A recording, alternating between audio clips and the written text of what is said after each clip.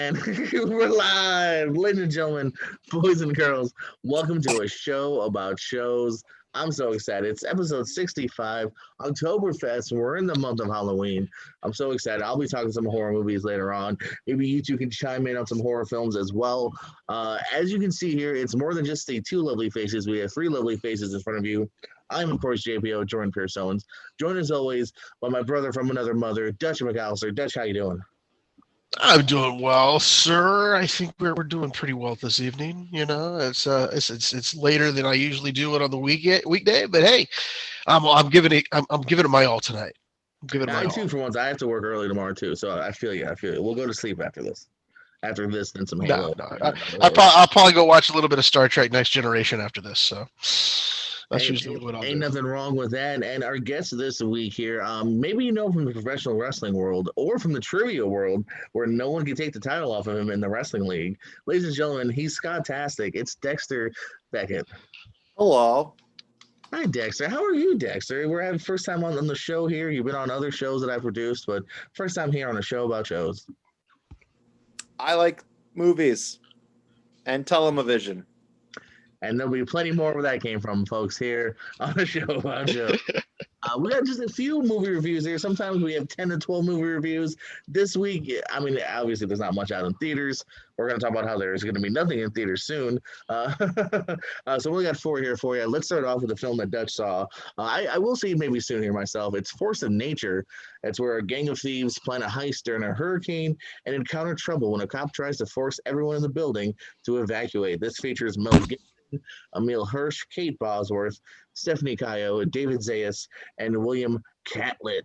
So talk to me about Force of Nature with everyone's favorite, Mel Gibson. I like Mel Gibson. I give him a lot of leeway anymore because we just know who he is, and I enjoy watching him. So why can't we? It's like Kevin Spacey. I'm going to welcome him back if he gets the proper role. Okay, I'm sorry to say this. I like Kevin Spacey. Who else is on the bad list that I can't watch? The views of Judge McAllister do not express the views of a show about shows. Yeah, but who else is on the naughty list? I can't watch anymore. You know what I'm saying? If Hitler was casted in the right role, I'm giving it. No. I will draw the line on the Hitler references. But I decided I've been wanting to watch this film since it dropped. I think early. What is it? What are we in right now? In October. So it was June, I believe, or June, July that this film dropped on VOD. There's a reason why, of course, but again, you never know. It could be nominated for an Oscar according to the new rules.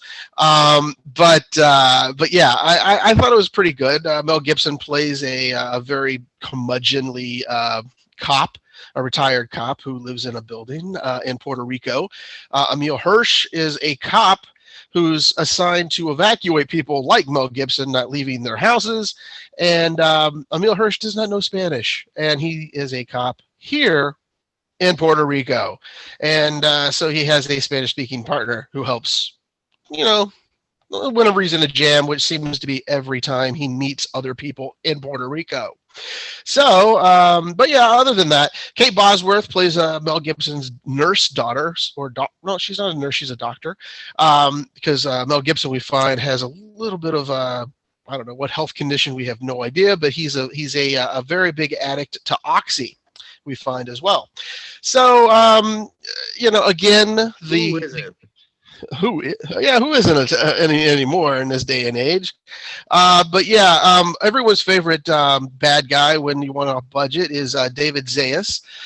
He is a mobster who basically gets away with murder in broad daylight, and then goes to find this $55 million painting, this Nazi. Yes, we spoke about Nazis earlier. You didn't know it was going to be part of it, but there is a Nazi hiding in Puerto Rico who has stolen artwork. And so this is how the plot thickens. And so he goes to this place during the hurricane in Puerto Rico. Class 4 or 5 is happening, and they all have time to do a shoot 'em up and runabout. And there's some other things. I am not going to go because there's a puma also involved, and I'm not going to go any further. You're going to have to watch it to believe it, and I still don't understand why it's even in the script, other than they just thought, hey, you would be neat to have in a closet a puma. That's all I'm going to say. So, all in all, awful as I thought it was going to be. But Mel Gibson still saves it for his part. And I enjoyed every ounce of Mel Gibson, and I think the camaraderie that he, or the banter that he has, along with I think her name is Stephanie Kao, Emil Hirsch's partner. They have a little bit of a tit and tat type relationship they develop. But all in all, I give it a 2. Snowflakes. It's on Prime. It's watchable. It'll kill you for like an hour and about 40 minutes or something like that. You could get through it. You can suffer. Is Gibson truly the lead, or is he more of a co-star? I think, yeah, co-star mostly. Emil Hirsch is doing the heavy-ish lifting, I guess. I think it's kind of spread between him and Mel Gibson a little bit, but then you have Zayas doing his little shtick as well as the heavy. So it's kind of here and there, but Emil, I would say, is the lead in this one. But he has fallen in this part. You know what I'm saying? You would hope for him to have a better part somewhere. This whole cast is the epitome of fallen. Well, we already know Kate Bosworth hasn't been in anything to save her life in a long time. The epitome of, that's what they're doing. Yeah, and it's a Lionsgate film, so if that helps you, they like to put out movies every 5 minutes. So, and it's also a Liam Neeson staple, Lionsgate. No, but I'm just saying he does do a lot of Lionsgate films. He probably passed on this, is what he did. He probably did. I don't want to be the old curmudgeon in this one. I will check this out. It's one of those films where I was like, all right, it looks like schlocky fun, but I wasn't going to spend $7 alone to watch it. But now that it's on Prime, I'll get to it sooner or later. Yeah, free is the best way to go with this film. Even if you can piggyback on somebody's Prime, go for it, because it's the only way to go. The next one we're going to talk about, Jordan, is I have no clue. It looks like a horror film. Could be. I don't know. Vampires versus the Bronx. 3 gutsy kids from a rapidly gentrifying Bronx neighborhood stumble upon a sinister plot to suck all the life from their beloved community. This has Jaden Michael, Gerald Jones, Kid Mero, Sarah, what is that? Gadden? Okay, Cliff Smith, Chris Red, and Shay Wigham. Tell me something about this. Is it a actual vampire film, or is this they're just saying the white guys are coming in and just ruining the neighborhood by making it pretty? Oh no, it's literally on the nose. It's vampires. Okay.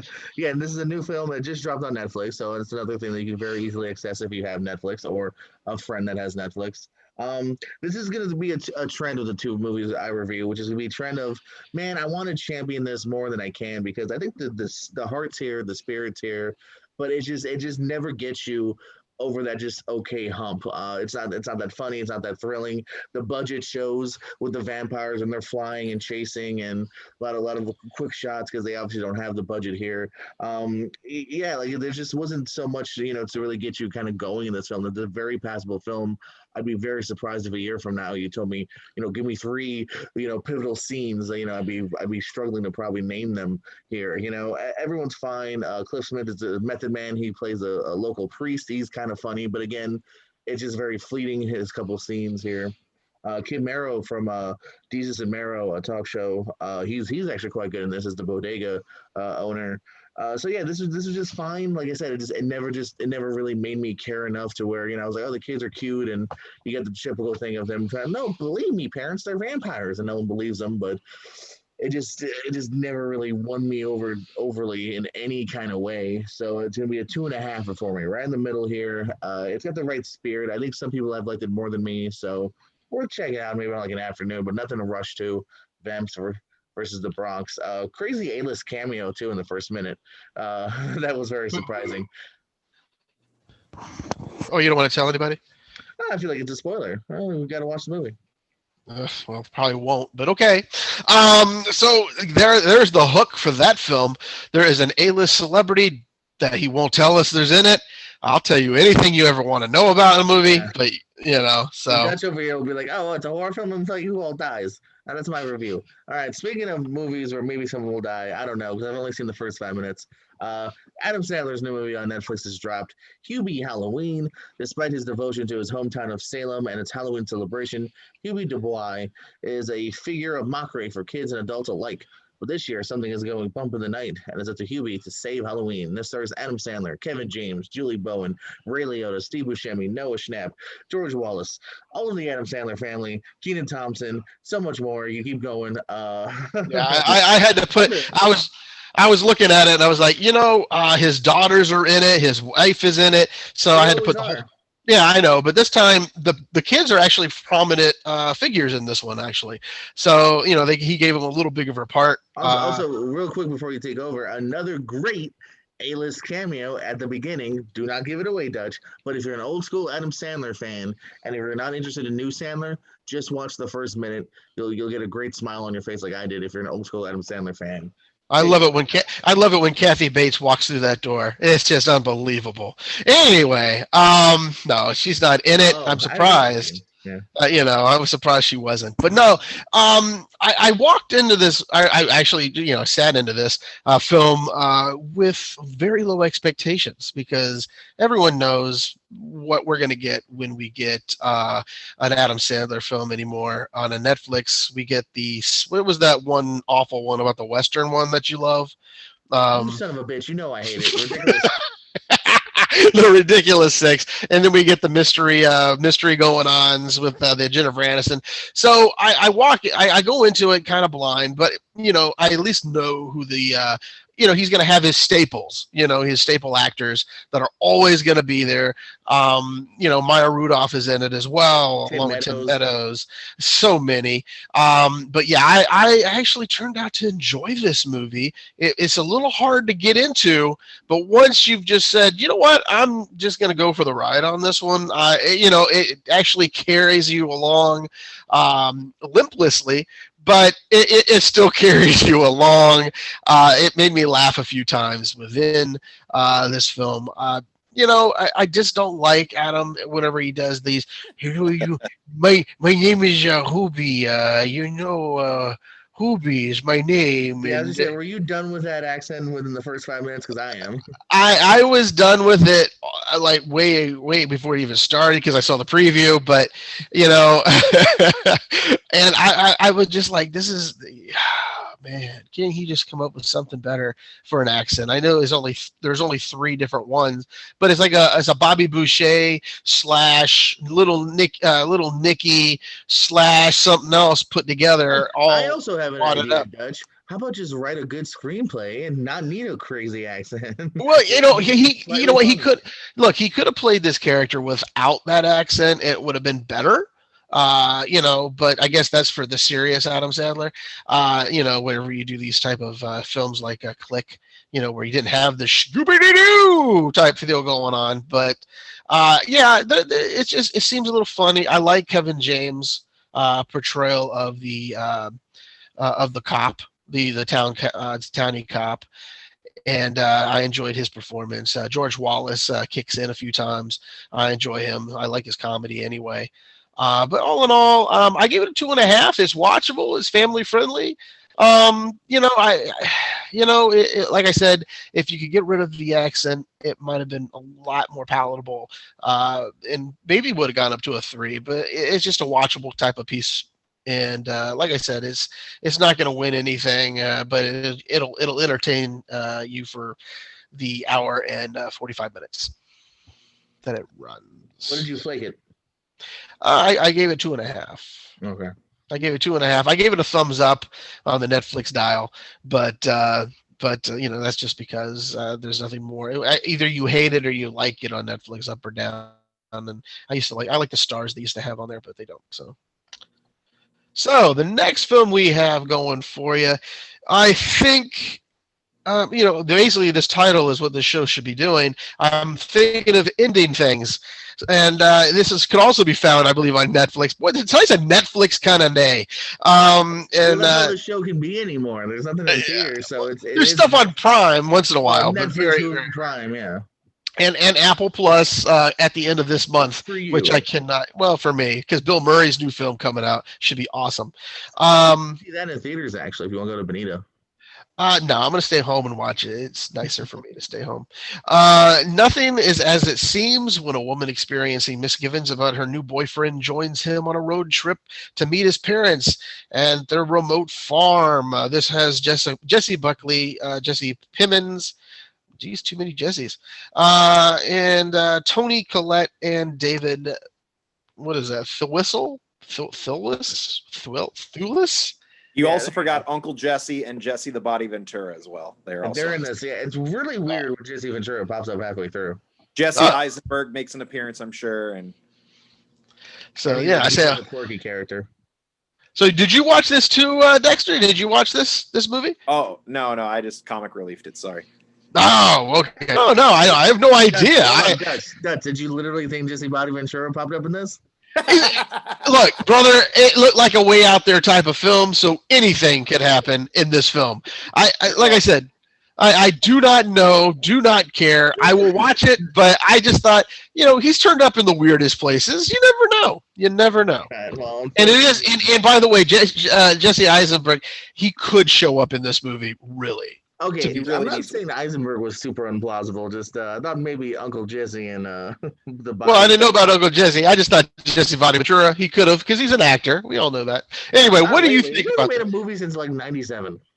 Come on. Ever since he got put on the fire, I think in Demolition. He was Man, in Demolition Man. Okay, let's talk about that one day. Okay. Well, great movie. I was thinking the last movie I remember him in. He's in the last. He's in Batman and Robin. Oh yeah. He was a thug. He was one of the thugs. No, he's not. He's a warden, wasn't he? Oh, was he a warden? Oh yeah. Towards the end with Schwarzenegger. That's why Schwarzenegger probably got him. He gets kissed by Poison Ivy and dies. Yeah, he gets murdered by Uma Thurman. I kind of black out those. I think I kind of block out those Schumacher ones. But anyway, let's get on to this movie here. I just wanted to review Batman and Robin now. No. I could do that one. Yeah. So yeah, obviously I knew I was going to jump to this movie because one of my favorite movies of all time is Eternal Sunshine of the Spotless Mind. This is from the same writer who's now directing here. This to me though is more in the line of Schenectady, New York, where there's a bigger, broader, crazier imagery here going here. And for me, I was never bored. I could see some people being bored here though, but I just thought this thing, I don't know, to me, it lacked vision. It's definitely one where you're going to have to read up on it and like see what other people think. There's multiple kind of guesses here. So it's not necessarily a bad thing, but I don't know. It also switches perspectives as to like who's really the lead here.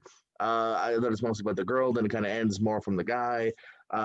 This one was just an odd one for me, man. It was another one where I want to champion this more because it's based on the writing here, and there was some really great moments there. I was in it at first. There's some long car rides again where I can see some people falling off. I was into it at first when they're just long car rides of dialogue. That's an area where I think he shines. But then the payoffs here are just kind of non-existent for me. I don't like the finale. There's a long dance sequence that I actually am kind of into. So again, I'm very kind of mixed back and forth on this here. So there's some worthwhile stuff here. If you're a Kaufman fan, I think you will enjoy this. If you're not, this is not the one that's going to win you over. So in the end, I'm going to have to give this one. I don't know if I want to give that extra point star or not, but I'm going to give it 3 stars. I liked it, but I'm nowhere near loved it as much as I wanted to. Okay, so 3 stars for I'm thinking of ending things. So the next little subject we got going on is always television. Yes, television, our good friend, and it never disappoints, does it? This list does a lot. I don't know what you're talking about. Well, I'm just saying I don't watch a lot of real television. I just watch a lot of stuff that's out there. So, and everything that I talk about tonight, I actually enjoyed. So that's how that works. But anyway, the first one I'm going to talk about is on Netflix again, but it's pointed to kids 7 and up. But it still hooks you. It's Jurassic World Camp Cretaceous or something like that. Cretaceous. I'm bad with dinosaur real names. I know it ain't Cretaceous. It could be. It could be. But this actually is one of those things where you say, why would you send your kids to Jurassic World camp? But these parents do. And let's say it's actually connected to the Lost World, in which we had part of that movie. with what's his name, Chris Pratt. So and Howard. So those it's kind of interlocked within this realm in which these kids are invited to test out this camp. They're going to do any bugs. Turns out, as you know, dinosaurs do get loose, and counselors are eaten, and kids are having to now fend for themselves because their counselor is gone. So I've watched the whole season. It is for, I don't know, 7 and up is okay, I guess. There's not as much blood as you'd think there would be when they eat a dinosaur eat somebody, because they eat them a fairly amount of people. But it's entertaining. I found it.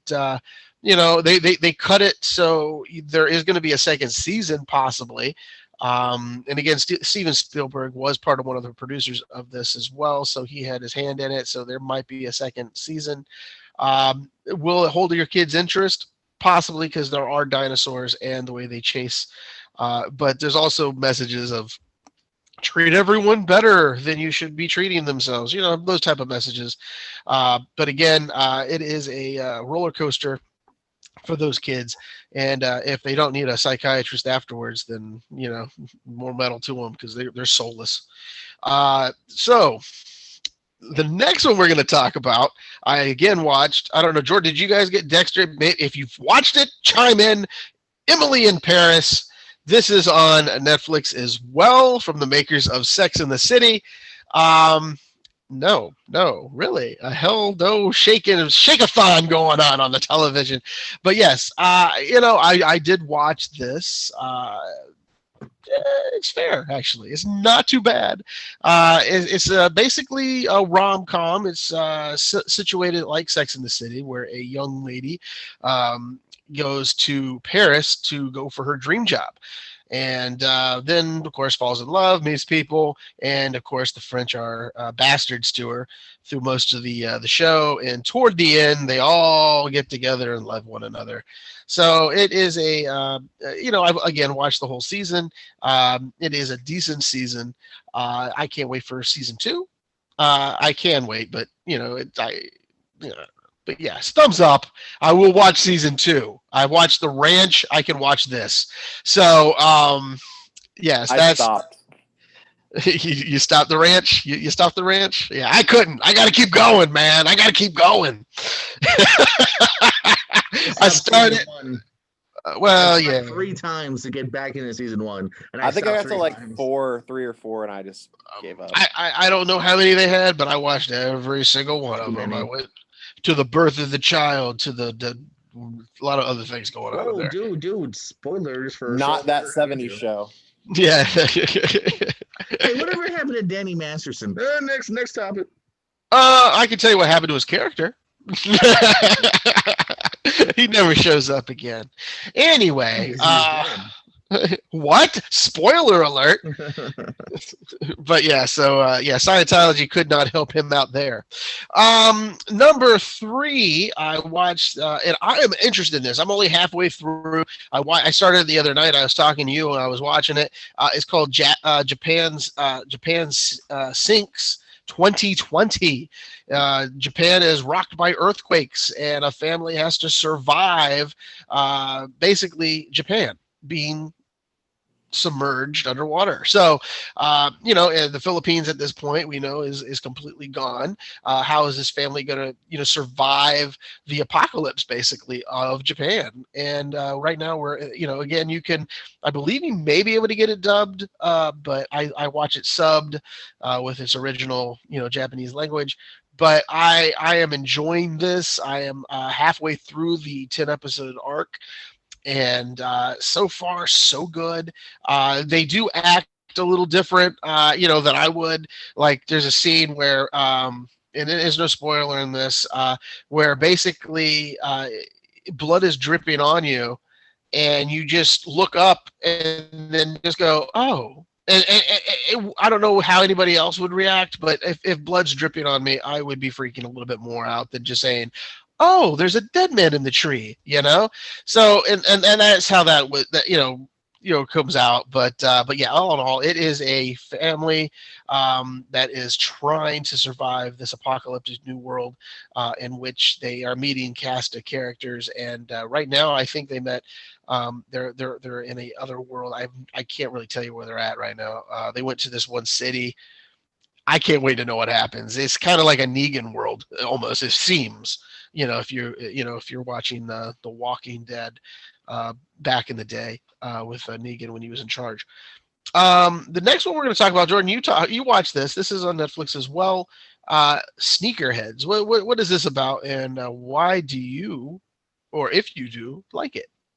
Or if you don't? Yeah, man, I'll take over. I'm going to run through these few shows quickly here. Sneakerheads, it's on Netflix. It's only 6 episodes here, so I ran through it pretty quickly here. You get Andrew Bachelor, who's from both Babysitter movies that Dexter, I know Dexter has actually seen. Andrew Bachelor, as well as, oh man, I don't remember the other dude's name here, but it was fine. It reminded me of almost Entourage, where not all the humor totally worked for me here, but it zips, it zaps, and yeah, I don't know. It was a great 1 a.m. while I do something else background TV show here for me. So Sneakerheads on Netflix. It was perfectly fine. You're talking about the apocalypse. Well, I also was watching the apocalypse Sunday. The Walking Dead returned in 2 different ways. First, we finally got I don't know if it's mid-season or finale, whatever, of The Walking Dead here. We finally see the conclusion or is it the conclusion to Beta's character here? We find out some big news on Talking Dead about another potential spinoff that we might have. So it was fine. It did what a lot of what Walking Dead has done recently, though, where I felt like we are seeing a bit of a retread in multiple ways. But there's also some cool stuff as well here. So this season's been pretty decent here, as much as there has been some retread. I still find some enjoyment here as well. And Maggie, is it Maggie? Maggie's back as well. Walking Dead then premiered World Beyond, another spinoff, completely new characters, all new characters here. I enjoyed the first beginning of it because it's pretty much kind of the opposite of The Walking Dead, where it's like, what if they kind of figure shit out this one location, and everyone's kind of living in a nice little life, and there's colleges, and then there's their therapy, and it's kind of they kind of figure things out over there. But basically, in the end, the kids leave to go find like their dad. And it looks like we're just kind of back to The Walking Dead now. So is okay. This show, because it kind of makes me more curious, because the other show seems is getting a little long in the tooth. But this one, though, is it set in the same time era, or is it like years ahead, or anything like that? Can you come up with that idea from it? I don't know. I was trying to figure out. It's a good question. I know it's obviously definitely the same universe, because they even show like the helicopters that you've kind of seen from The Walking Dead in the past. So I think it's relatively kind of going congruently where we are now. I feel like it's kind of where we're at. Like, we're obviously way into the apocalypse now. It's not Fear of the Walking Dead where we're trailing back to the beginning. So I think it seems to me like it's congruent to where we are in the current Walking Dead. Oh, okay. And then finally, the return of, and it's cool to see that things like this can continue, because obviously a few months ago, there was who knows how things were going to happen. Saturday Night Live came back. They're obviously doing it in front of, limited capacity here. The people in the front little section were all first responders, so that was cool. Chris Rock return as host, some new castmates as well, some new featured players, if you will. So I enjoyed Chris Rock's monologue. The opening was fine enough. I got Jim Carrey's on this year as Biden. Baldwin's back. Maya Rudolph's back. The sketches didn't really work that well for me. In fact, I even had a friend of mine message me and go, "Aren't you a fan of this? What's going on?" And I was like, "I'm a fan in general of SNL. I'm not really defending all the current seasons." So the whole episode itself didn't really give me spike that much laughter out from me, but I don't know. I'm one of those suckers that, like, you kind of mentioned before, I'm in for the long run. Usually I see most episodes, so I'll continue on. Some episodes are just better than others. The writing here wasn't totally for me here. So, well, you know where the writing is. You know where we're going next, don't you? No, where are we going next? Bobby Moynihan. What? No, he left like 4 years ago. I know. Oh, okay. He'll be back. No one does that. Didn't Spade do that? Isn't Spade the only one that did that? What else did he have to do? He was waiting for the next Sandler film. No, but what I'm saying is has there ever been someone, like, isn't back, like, as a guest appearance? Sure, like, everyone does it. but has there been anyone that's left and legitimately just joined the cast again? I thought Kristen Wiig and Bill Hader did it, but I No. think I'm wrong. Yeah, definitely. Yeah. They appeared again for sure. Wigs popped plenty up of a bunch. times. Yeah. Wigs popped up a bunch, but and Hader I think maybe has too. But no. God forbid Stefan doesn't come back. I like that's. I actually YouTubed not too long ago. I YouTubed Stefan's farewell where he gets married to Seth Meyers. Seth Meyers, yeah. It's a beautiful moment. Yes. All right, Dutch, want to intro the man of the hour? Oh, yes. Well, I have it down as you're going to introduce it, but that's all right. Well, I've been talking a lot, man. You take it away. I like to hear your golden pipes, sing and serenade us. But yes, we're going Dexter. This is the reason why you showed up tonight, because we have top 10 Denzel Washington films. Yes, top 10. Yeah, we go 10 here. We used to go 5, but Jordan bitched. We got 5 more, and then we got 5 more possibly for the other. I'm just messing with you, buddy. You know that. And we both agreed. We both agreed to the 10. So we decided to go there, Dexter, please tell me you have a 10 now. Sure. Okay. So, Jordan, I want to start you off, and then we're going to go with Dexter, then we'll do me. So, Jordan, give me your honorables and then maybe your number 10. What do you mean maybe? Yes, but that's how we do it every week. You're still not sure how we do it. No, I know how we're doing it. I'm just saying I don't know what you have, so go for it. I don't know if you have honorables or just the 10. Yeah, we have honorables every week. Of course we do. Okay. So we got Denzel Washington films. Top 10. My honorable mentions didn't quite make the top 10, but these are also relatively enjoyable to a degree. My honorable mentions are John Q, Deja Vu, Taking a Pelham 1, 2, 3, Unstoppable, and Roman J. Israel Esquire. So those are all just right outside the list. My number 10, though, is the film that who was so good, he got paid twice, American Gangster, him and Russell Crowe. That's a fun story. They were set to film it, and then just due to budget reasons and director problems, they canceled it. But Denzel Washington had a pay or play deal, so he got his $20 million or whatever. And then they finally filmed it again later with a different director, and he still got that $20 million. So he got paid twice for the same movie. That's the best part about this movie. No, I don't know. This one I liked it. It's definitely one that I had high expectations for when it came out. But he's really great in it. There's a couple things like this, Roman J. Israel Esquire, where he is definitely the best part of this movie here. So that's why my number 10 is the A Gangsta. Dexter, what do you got do you have any honorables that you kind of want to give a quick shout out to? And then your number 10. Number 10. Number 10, I'm going to go with, let's go with The Manchurian Candidate. Okay, I like number 10. Any reason why number 10, or you just expand a little bit? You give us a little bit of each time. I mean, like I said, I told Jordan this earlier. Like, I'm not going out of my way to watch certain Denzel Washington films, but Manchurian Candidate. I remember working at a movie theater as my first job, so Manchurian Candidate was in the theaters when I was there, so I watched it. I like Denzel Washington. I like Meryl Streep. I like Liev Schreiber. Yeah. Don't forget that darn John Voight, also in that film. I did forget. Yeah, there's a lot of forgetful randoms, but no, the main reason I picked this was just because of sentimental value, and I wanted to save the big bangers for the end. Gotcha. Yeah, so I picked Manchurian Candidate for the fact that it is a film that I have seen of his, and I didn't necessarily hate it, but Not a problem. Okay, mine. I have some honorable mentions. We're going to go with Mo Better Blues. John Q makes mine as well. The Equalizer series. I just threw both of them out there. And The Mighty Quinn.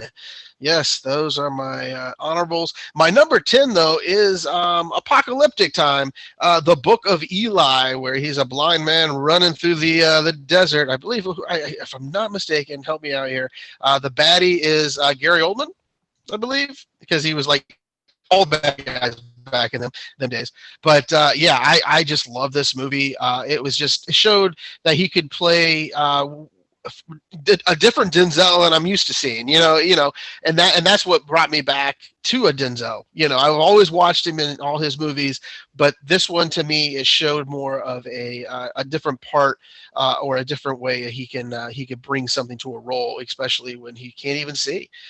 So I enjoyed it. So Book of Eli, number 10. I really like Book of Eli as well. That's one on my list as well, so I won't really reiterate on it later. Okay, we will do that. Okay. Book of Eli is on my list as well. I really like the it was weird seeing Mila Kunis in a non comedic kind of role and more of a serious kind of role as well. Yeah. I don't know. We'll expound upon that whenever it hits your whatever number it hits. But Jordan, what do you got for number 9?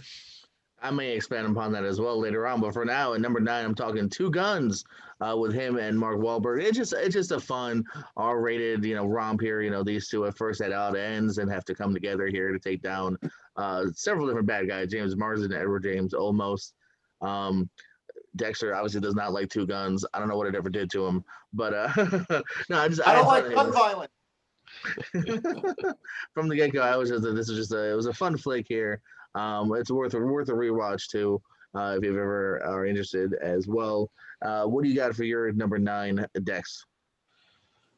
Number 9 for me was, I went with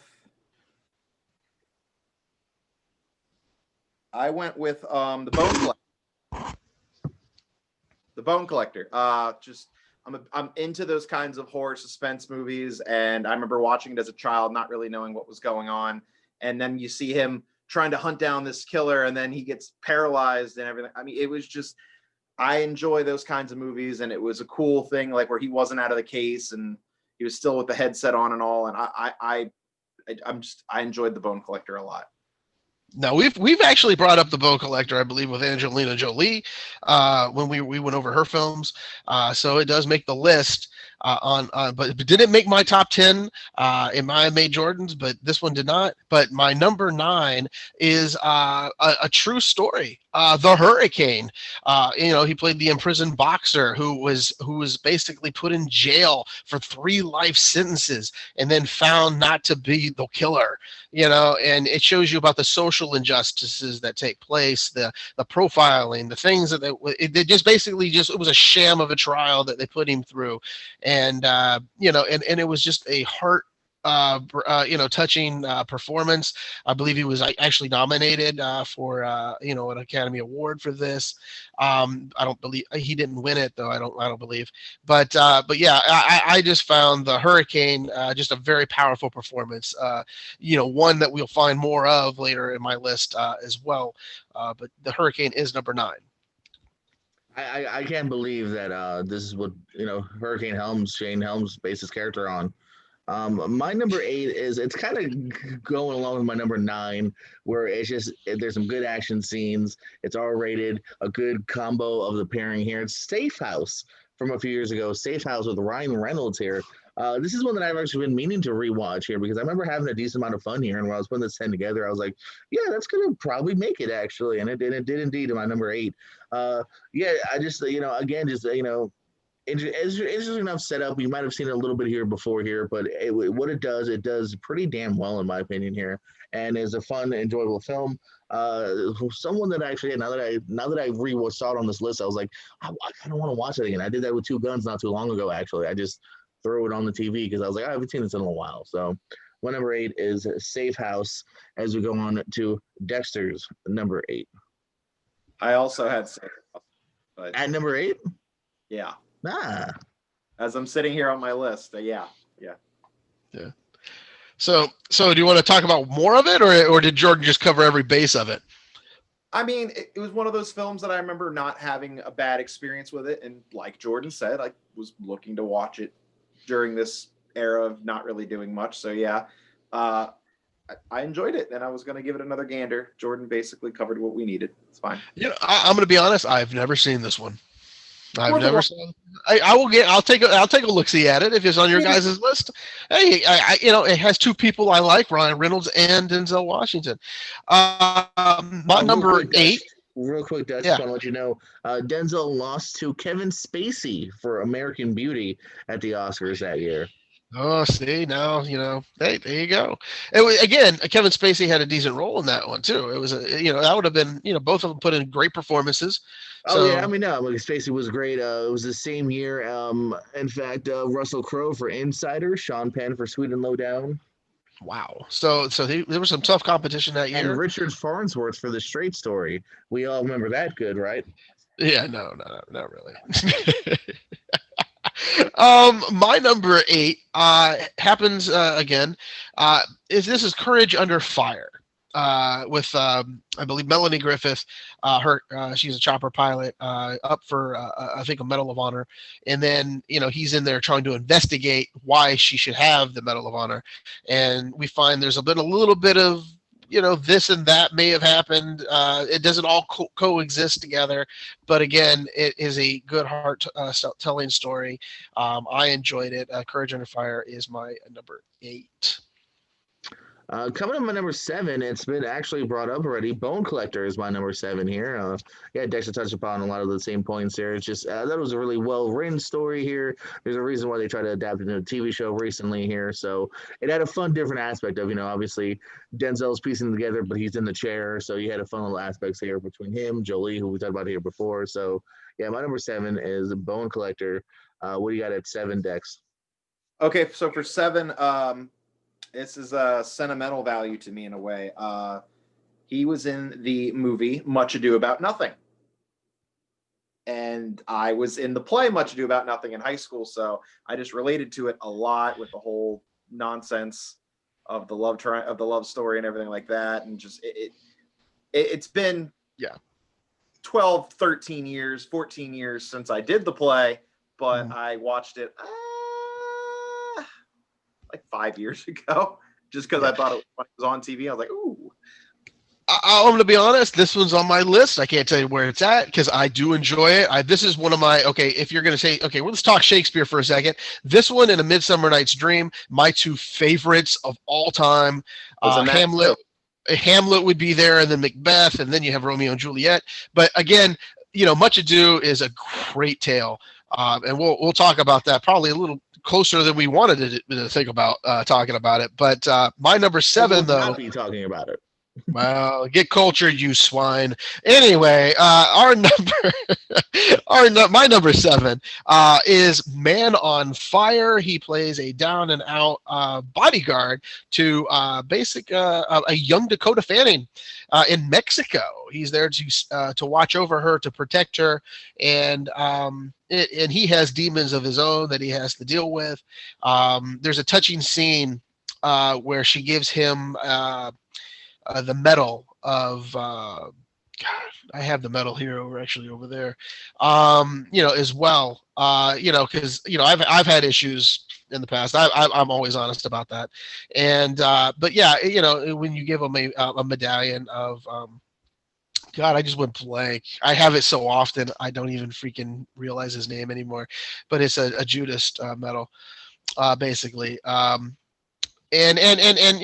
she gives him that. And to me, I was like, okay, that's basically how it was given to me. The medal that she was gave him. That's where I kind of connect with that character to a point. Because like I said, she presented this medal to save him, and basically I was given the medal that I have. Actually, this is probably my second one. The first one I have in a drawer somewhere, but I was given that as well when I was going through some tough times. But it is a good film. I enjoyed it, and it is Denzel probably at his sweetest and most vulnerable. Well, one where he's not the sweetest at, and we've been talking about this, is again another retread here. Book of Eli is my number 6 here. I enjoy post-apocalyptic world. Is it your 6? Oh, look at that. Me and Dexter are on the same page today on a couple levels. I enjoy a good post-apocalyptic world. They built a nice little universe here. Some fun, well done shots too. The way it was filmed here, cinematography of the fight scenes is quite interesting here. Denzel, some interesting story elements here. Even like the ending has a nice concluded ending here. And yeah, this is just one of those. It's a really fun. You're along for the entire ride here, kind of movies here. Expand upon it, Dex. Why was it your number 6? I mean, you basically covered everything. I know it sounds like I'm here just to add another face, but it's everything you basically covered. I love the story. I thought it was a good ride. Gary Oldman's awesome. Seeing Mila Kunis in something that isn't like, I can only think of 2. Like, it's going to sound bad at me. I can think of 3 films that aren't like some sort of like comedy or something with Mila Kunis in it. And this is this is like the top one, not comparing what's the other 2?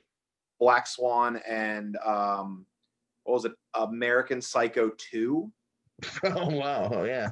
Yeah. Sorry, grasping there. American Psycho 2 was the other one that I remember that was more of a less comedic kind of less typical Mila Kunis film. Bad Moms. Was she in that Jupiter Ascending or whatever that was? That awful. Yeah, she was in that Jupiter film with Eddie Redmayne. So, but that was a little departure. No. It wasn't a comedy, was it? It was just an awful movie. She didn't have to do much other than be like the love interest damsel in distress. Like, I don't know. I'm just saying, like, I don't know. Well, I know she doesn't play as good of a character, but. So yeah, you got me. That's it. So please, Dutch, take it. Okay.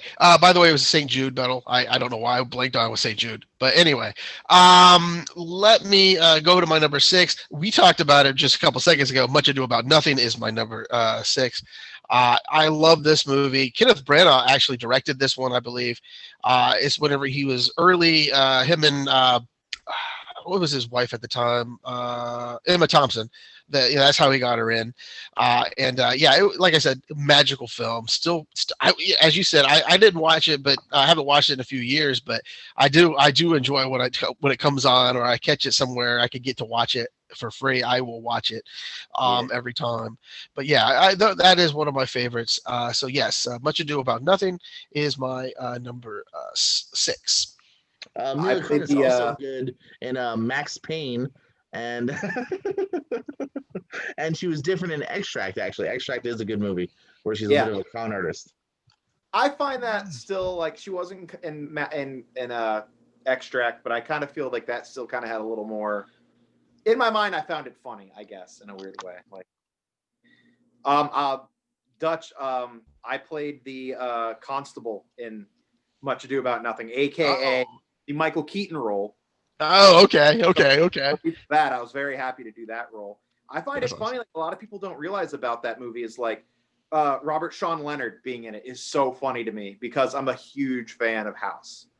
Yes. So, like the fact that's what I'm saying. There's a lot of characters, a lot of good actors that are in here, and I don't think it did that well at a box office. I know it went to the box office. I watched it in the theater.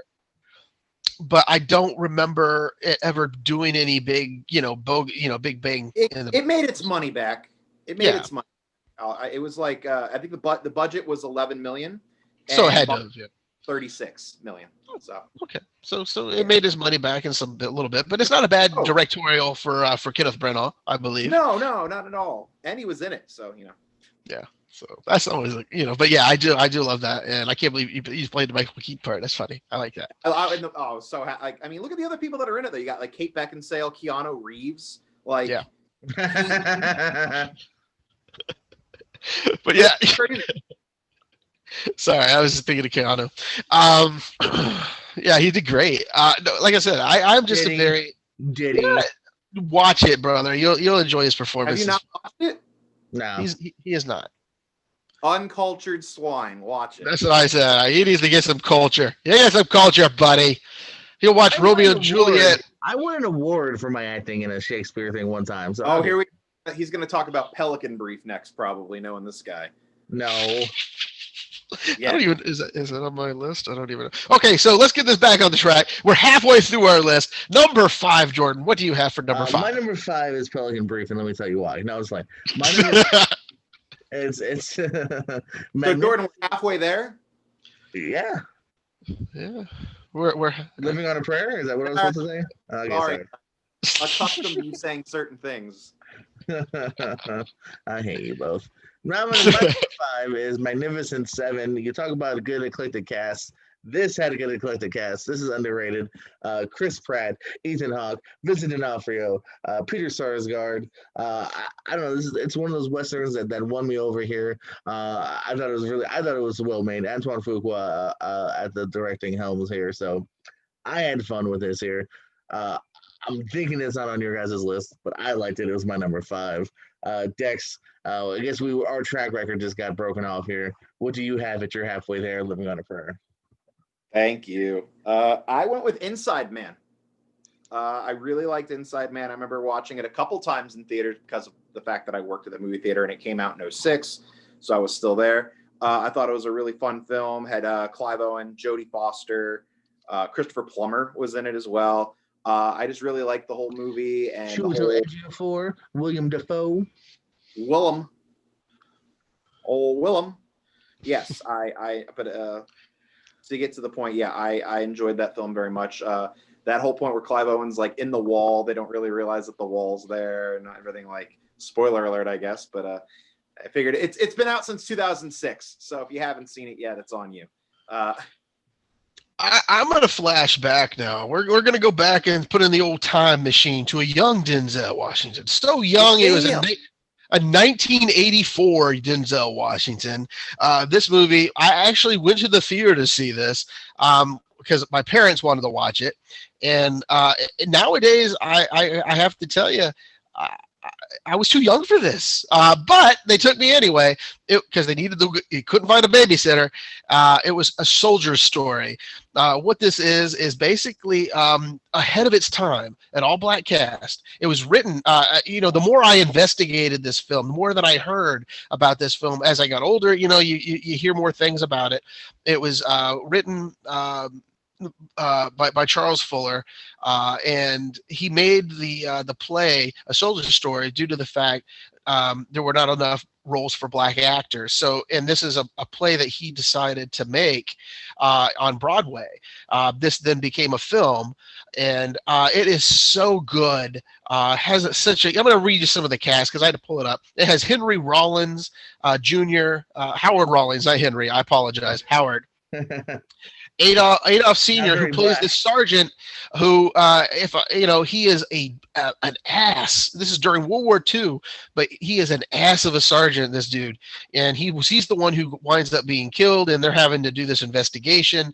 A young David Alan Grier, Art Evans, David Harris, of course, Denzel Washington, Robert Townsend is also in this film. So you have a who's who back in the early days, and it is just a great whodunit. Who did this? Who killed the sergeant? Do we know? Everyone has a thing. If you want to know, you have to watch it. I'm not spilling the beans, but because it was everyone had a reason to kill this man because he wasn't a nice dude, and so yeah.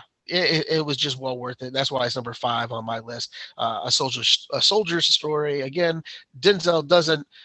It's an ensemble cast, but his part in it is also why it's such a good film as well. Very nice there. I'm pumping up now to my number 4. It's Flight. This is one of those great film performances by Denzel where he's very much able to take a character that in different hands you might really dislike and hate and not even enjoy watching this film, but he's able to kind of walk that line of he's not the greatest guy. He's done some stupid stuff, but you still in a weird way kind of root for him, and you're willing to follow this guy's story all the way along. He's fantastic in this. John Goodman also had a really fun supporting role in this. As soon as he shows up, he's just having fun and really delivering on the dialogue that he's given as well. So that's my number 4 is Flight. Dexter, why is Pelican Brief your number 4? Well, Pelican Brief is my number 40 because no, my number 4 is actually going to be Remember the Titans. Hey, that's my number 4. Let's talk about it, my friend. Let's talk about Remember the Titans. one of the movies that being in high school and middle school around that time, they would make us watch this movie it was like one of those movies that you were allowed to watch, but it wasn't too crazy, but it made sense and it was a lot of story to it. And it was like they made us do paperwork. It was just crazy. But like, anywho, I watched it a lot because of that. Remember the Titans is an amazing story, and it just with the diversity of everything put together, where they go to the camp and it's at the I want to say it's at it was at a church or at like a boarding school, so to speak. Yeah, it's like a private high school type of deal. Yeah. And they have to go to a college, like a college private prep school to do the training camp. Yeah, they put the two different classes together, the white kids and the black kids, and they make them go at it. I'm a big fan of this movie because of that. I mean, I'm all about the unity of it all. I really liked Will Patton in that movie a lot as well. Yes. Ethan Suplee being in it, Ryan Gosling being in it. I've always been a big Donald Faison fan since Clueless. So yeah, not just being Turk. Hayden Panettiere, like how young was Hayden Panettiere in that movie? It had to be like 5 or something, right? That much younger than I always thought that me and her were like very similar in age, but this movie came out in 2000 and this girl is like 5 to 6 years old in this freaking movie. Like it's a little mind blowing, but I mean, it's powerful stuff, man. Everybody unified together. Trying to remember his name. Don't forget Kate Bosworth is in this too. Another Kate Bosworth. She gets 2 talks about this week. It's been a little bit too much. I'm trying to remember the exact character. You're gonna have to bear with me. I think it was Jerry. When Jerry gets into the car accident, correct? Yes. Yeah, like everyone's still just fighting for Jerry. Like it tugged my heartstrings a lot at a younger age. Still does. Great film. Dutch, add on, please. Yeah, this is, of course, based on a true story. Disney put this out. One of Disney's very undercover movies, I'll say, because it wasn't like, Disney is proud to present type film. It wasn't like that. It was just Disney film, and I think they were kind of afraid to put their name on it. Now they're honored to put their name on it because it's become a cult favorite, of what we want to see, where we've gone, where we've come from to where we all want to be a part of. I enjoyed it. Like you said, there's so many good people within this cast. And like I said, the chemistry that the kids, I remember what they turn on. What song was it? They're all dancing to in the locker room. They're all just having a good old time. And even as you said, William Patton, who's the coach. He kind of is smiling a little bit. Everyone's smiling because it's starting to be a good time, and I just thought it was such a good feel-good film, and I think we need more of these type of films that are out there just to make bring people together, make everyone happy. And even if if it's not based on truth, just make one, But yeah, I enjoyed it. That's why it's my right there with you at number 4. So let us go to number 3. What do you have for me, Mr. J? Hayden Panettiere, by the way, is a little older than me. She is 31. So she's 1 year younger than me. So in that movie, if she's 31, she's like 11. She doesn't look 11. She probably filmed it when she was like 9 or 10. Yeah. Okay. So my number 3 here now is King Kong Ain't Got Shit on Me. It's Training Day. First time being spoken about on this list here. This is just Denzel fucking chewing it up. This film is so good. The director has tried to make this film 5 more times, including the most recent one with Shia LaBeouf. He loves this concept of dirty cops and a good like twosome pairing. Ethan Hawke, I was just speaking about him from Magnificent. He's really good here as well as the good cop and just not backing down, man. Not taking those dirty deals from Dre and everyone else. So yeah, just Training Day. It's memorable for a reason. And Denzel is so good in here. This is one of those things that you love watching him, but also at the very end, you love that comeuppance that he finally gets. So my number 3, Training Day, as we go on to Dex for his Trace. Nope. That was my number 3. Oh, okay. I was like, So, not a really? nope. Just that would be a yep. I thought, but okay. But I thought for some reason you kind of swerved me until you finished the whole quote because I was thinking, look, Ma, I'm on top of the world. It's not. This is the movie. It's not my movie, but Ricochet. I was thinking because he did he did that when he was on a pole with John Lithgow as the bad guy. Anyway, my number 3. We're going to harken back to the Civil War days with Matthew Broderick as well. Glory, where Denzel Washington, I believe, did win Best Supporting Actor. And Glory is just unbelievable. I did not know, and this is what's funny about what's great about movies is that sometimes they bring history back where that you learn something, and I love when you could learn something from a movie. I did not know black soldiers fought.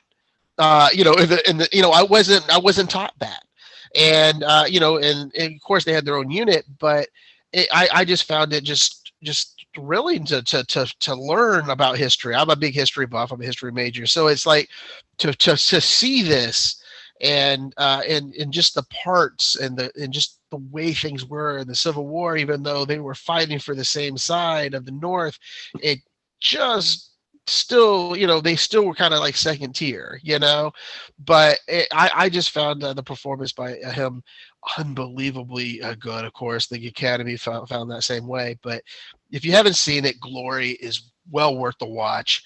Get out there. It is so well worth it. That's why it's number 3 on my list. Denzel did win. For Glory. He won for Glory, defeating Danny Aiello for Do the Right Thing, Dan Aykroyd driving Miss Daisy, Marlon Brando, A Dry White Season, and Martin Landau, Crimes and Misdemeanor. Denzel won in 1989. Yeah, good movie. Good movie. Yes. So what do you have? Well, you should. You should. Number 2, though. What is your number 2, my friend? My number 2, it's been discussed here before. It is the Spike Lee joint Inside Man. This thing is just from beginning to end. I started watching a little bit the other day just because it's so well ran, so well directed here. I mean, Dexter kind of said it most for the most part here. I love the way you find out the way things were working here. All the different little oh, I like him, oh, I hate him, oh, I like him again, kind of things with Clive Owen here. Clive Owen's fantastic in this. One of the reasons why Clive Owens has always been a guy where I'm like, that dude's gonna be huge, and then he's another one that's like kind of fallen off a little bit in the relative years. But my number 2 is Inside Man. Dex, what do you got for Dose? Okay. My next 2 are probably going to be very mocked, but it is also the fact that I feel like Jordan's in the same boat, mainly when I have movie conversations with Jordan about how I was looking through the $5 bin and I found this movie because it's so bad that it's good because it's a $5 movie, as Colt Cabana would say, like a $5 wrestling match. My number 2 would be a lot of people gave me a lot of crap for this growing up for liking this movie. It's actually Fallen. I'm trying to remember that movie. Well, who else was in that? John Goodman. He plays Detective John Hobbs is Denzel Washington. It is about it's basically about like the devil or a demon being in the real world, so to speak. It starts out. I love how like the opening of the movie starts. It goes, "I want to tell you about the time I almost died."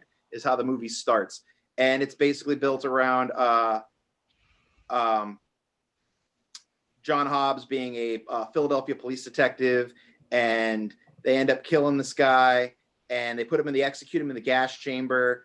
Later, a new string of murders like pop up that are reminiscent of the guy. His name's Edgar Reese. Was the serial killer, and he's in high spirits and all this jazz, and he's just ready to go. When he goes, eventually, like all these kills start popping up again, and like the spirit, like he can like if he possesses your body, touches you, he can go into your next body and whatever, and this and that. He makes his I believe it was his brother. It's been a minute since I've seen it, but I believe they make Denzel Washington's brother OD or kill himself, like he possesses him, then makes him OD or kill himself. And the ending's really cool where he just wants to get to Hobbs at this point to make him suffer. And he gets inside his partner Jonesy, played by John Goodman. So that's a hard time.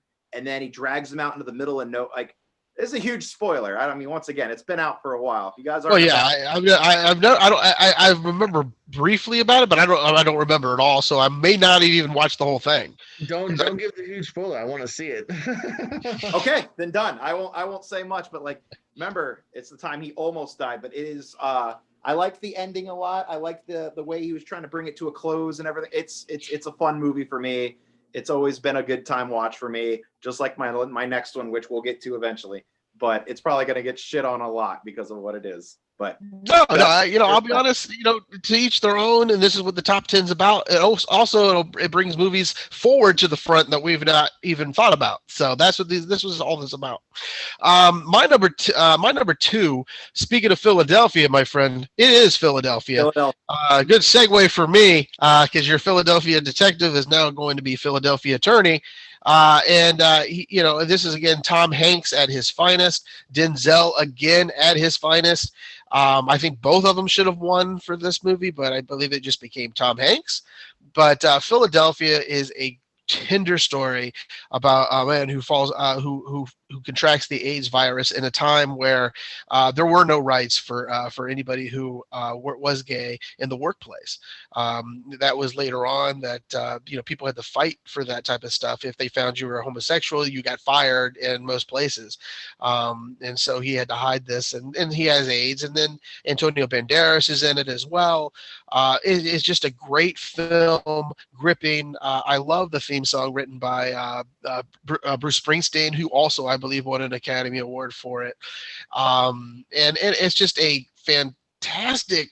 I don't know, man. It's just, I think it's Hugh. I can't remember his name. I got to pull him up here. I think it's Hugh Cronin, I believe. Is that the boss of him? I got to find him. Hold on a second. I apologize. Usually I have it. Jason Robards. That guy is such an evil bastard for a boss who supposedly loved everything that Tom Hanks' character did. Talk about a guy who did not care and about him after he found out that he was homosexual and he was dying. He just didn't give a shit. And so Jason Robards, a great villain in this film, even though he doesn't consider himself a villain, but he is the villain. But yeah, I love it. Watch it if you haven't seen it. If you haven't seen it lately, watch it again. I actually turned this on probably about I would say the most recent 2 years ago, and it still is just as powerful as it was back in '93 when it came out, I believe. But yeah, I enjoyed it. It's like number two, Philadelphia. So it makes me wonder what my number one is at this point. Antonio Banderas in it as well. Yeah, he played his mate, his partner. So, wow, something crazy. Denzel not even nominated. Yeah, that's what I'm saying. He was overlooked. Well, who was in that? Since you have that up, I believe. Do you know who was nominated during that period for supporting actor? Not for supporting. If you give me a second, because he didn't even get nominated. Hanks got award for actor. Who was it there, Dex? Tom Hanks won the actor award for it.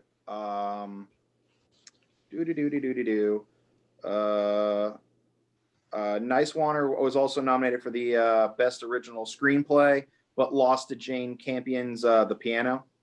Ugh. Oh, The Piano that year. That's okay. Yeah, that's awful. Yes, I remember that movie. Harvey Keitel and a few others. I think that's what also got what's her name? The young kid, Anna Paquin. She won her first. She was the youngest Academy Award winner for that as well. Got to suck to a plateau when you're only 6. I know. That's so sad. Holly Hunter, I believe, was also in it. Yeah, it was an okay film, but it was not worth what they said it was. So we are now finally at our number one, Denzel Washington in the top 10. Jordan, we've waited this long. Tell us what our number one film in your list is. Number one. My number one, you guys have talked about it. It is such a champion of my heart. Remember the Titans. I love what Dexter said. This was actually kind of shoved down our throats.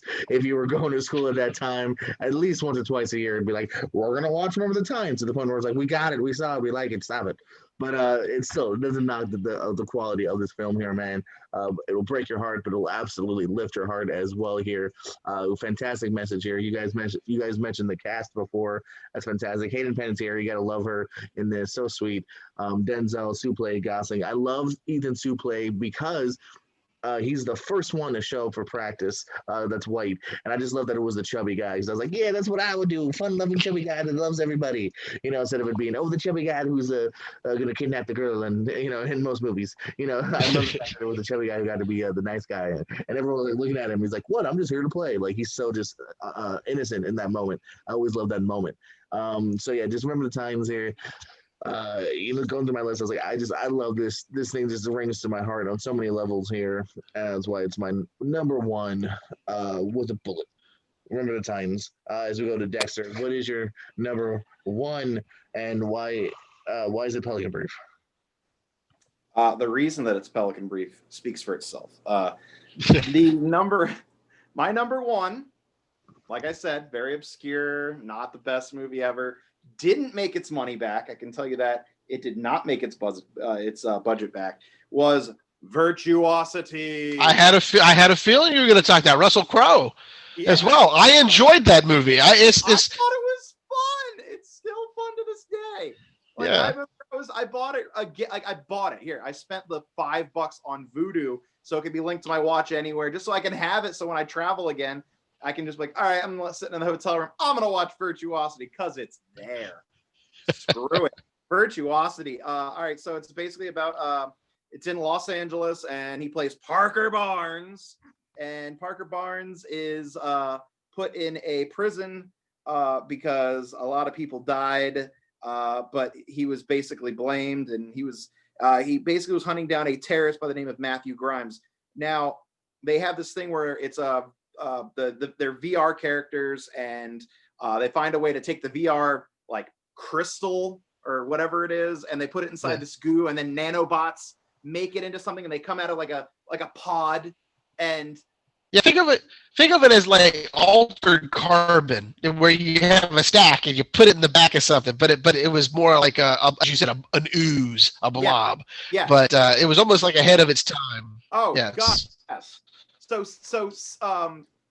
Parker Barnes is looking for a character by the name of Sid 6.7, played by Russell Crowe, and Sid stands for sadistic, intelligent, dangerous. So he's basically just an algorithm of the most violent serial killers throughout history, is what Sid is. And when Sid interacts with Parker Barnes, Matthew Grimes, he even says in the movie, just comes oozing to the surface. So it gets real personal, and this guy who has the technology to make these VRs come to life, he wants this, I want to say hooker, sex slave, virtual hooker, to come to life because he has fun with her in the virtual world, but he wants to have her in the real world. But the guy who is behind everything kind of like switches it and puts Sid in her spot. Sid comes out and Sid's in the real world, and that's just, he's like the perfected version because he's 6.7. 6.7 apparently is like the perfect variation of all these killers put together that nobody could stop. So they wanted to see how they could stop Sid, and they released Parker Barnes and all this jazz just so Parker was the only one that was able to catch Sid in the virtual world.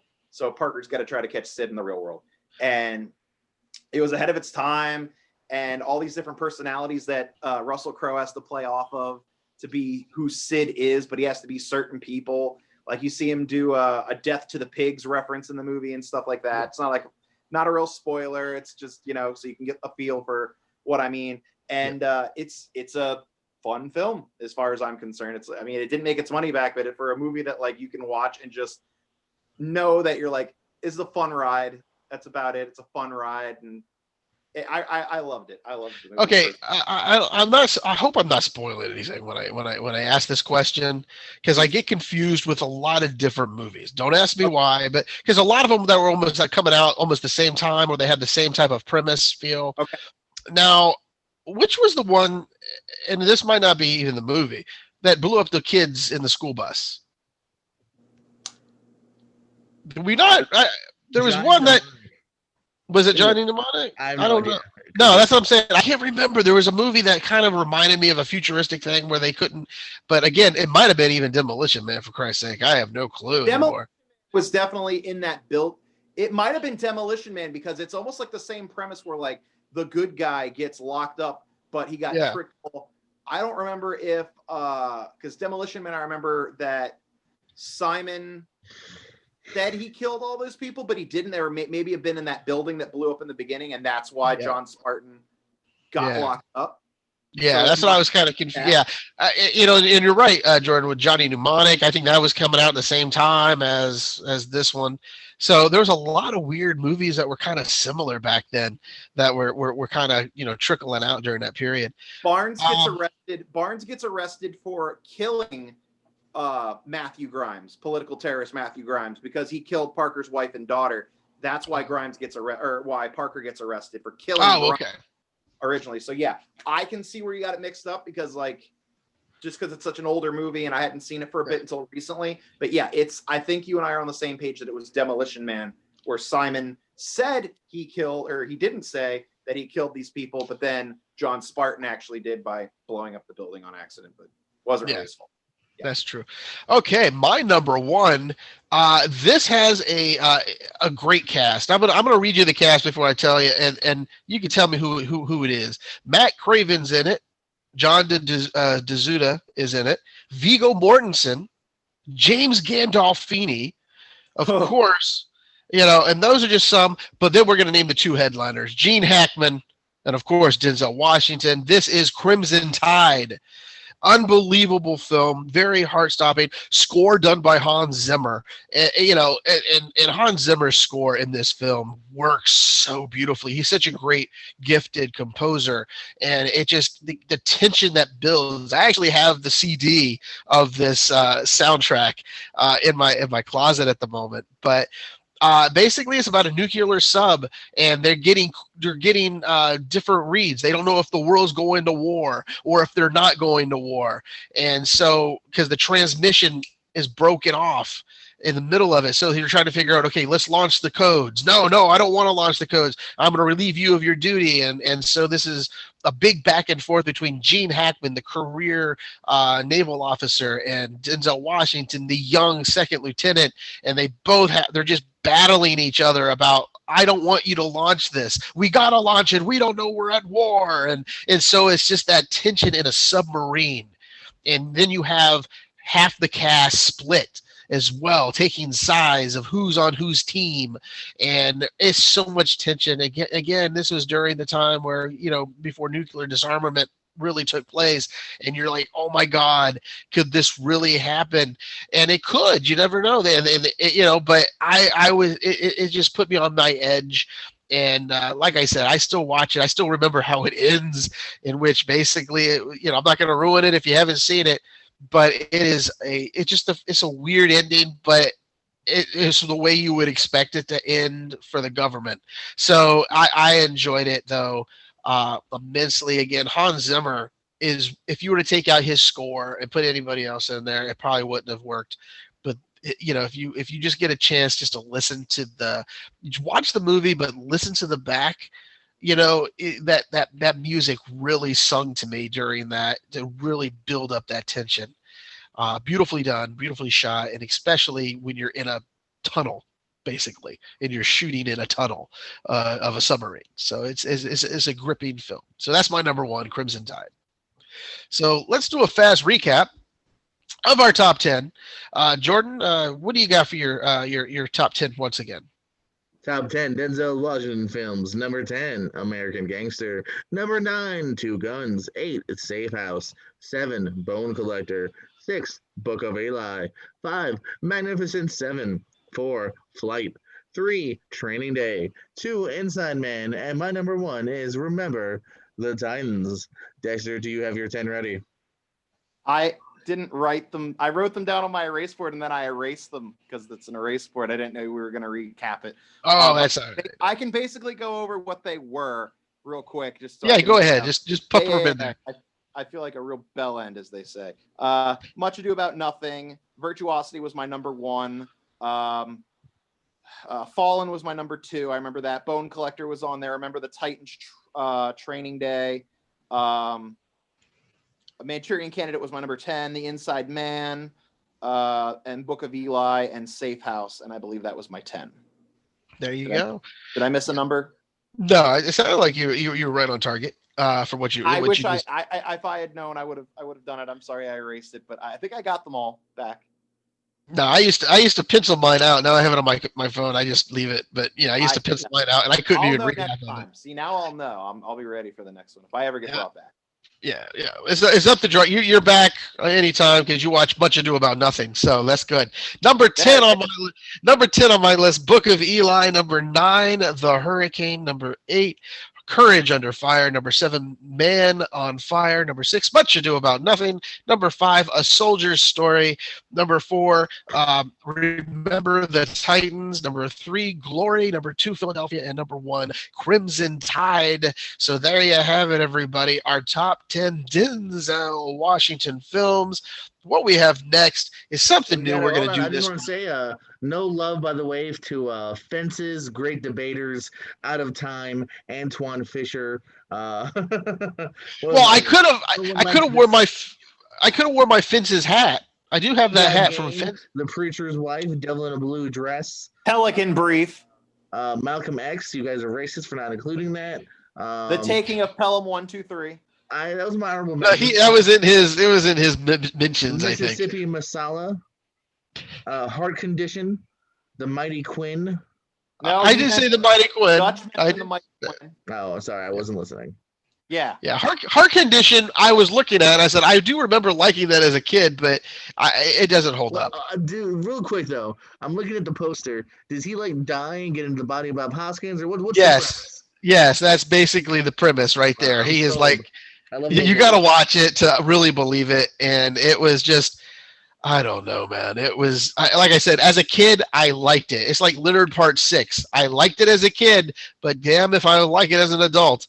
And if you don't know what Leonard Part 6 is, that was a Bill Cosby film where he rode an ostrich. What about the fact that he's doing, it's not been announced when it's in post-production, but he's going to be playing Lord Macbeth in The Tragedy of Macbeth. Oh, that'll be interesting. I can't wait to see. There you go.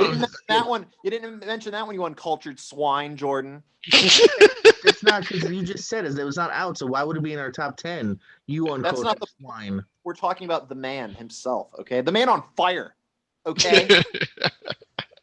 Literally on fire. Okay.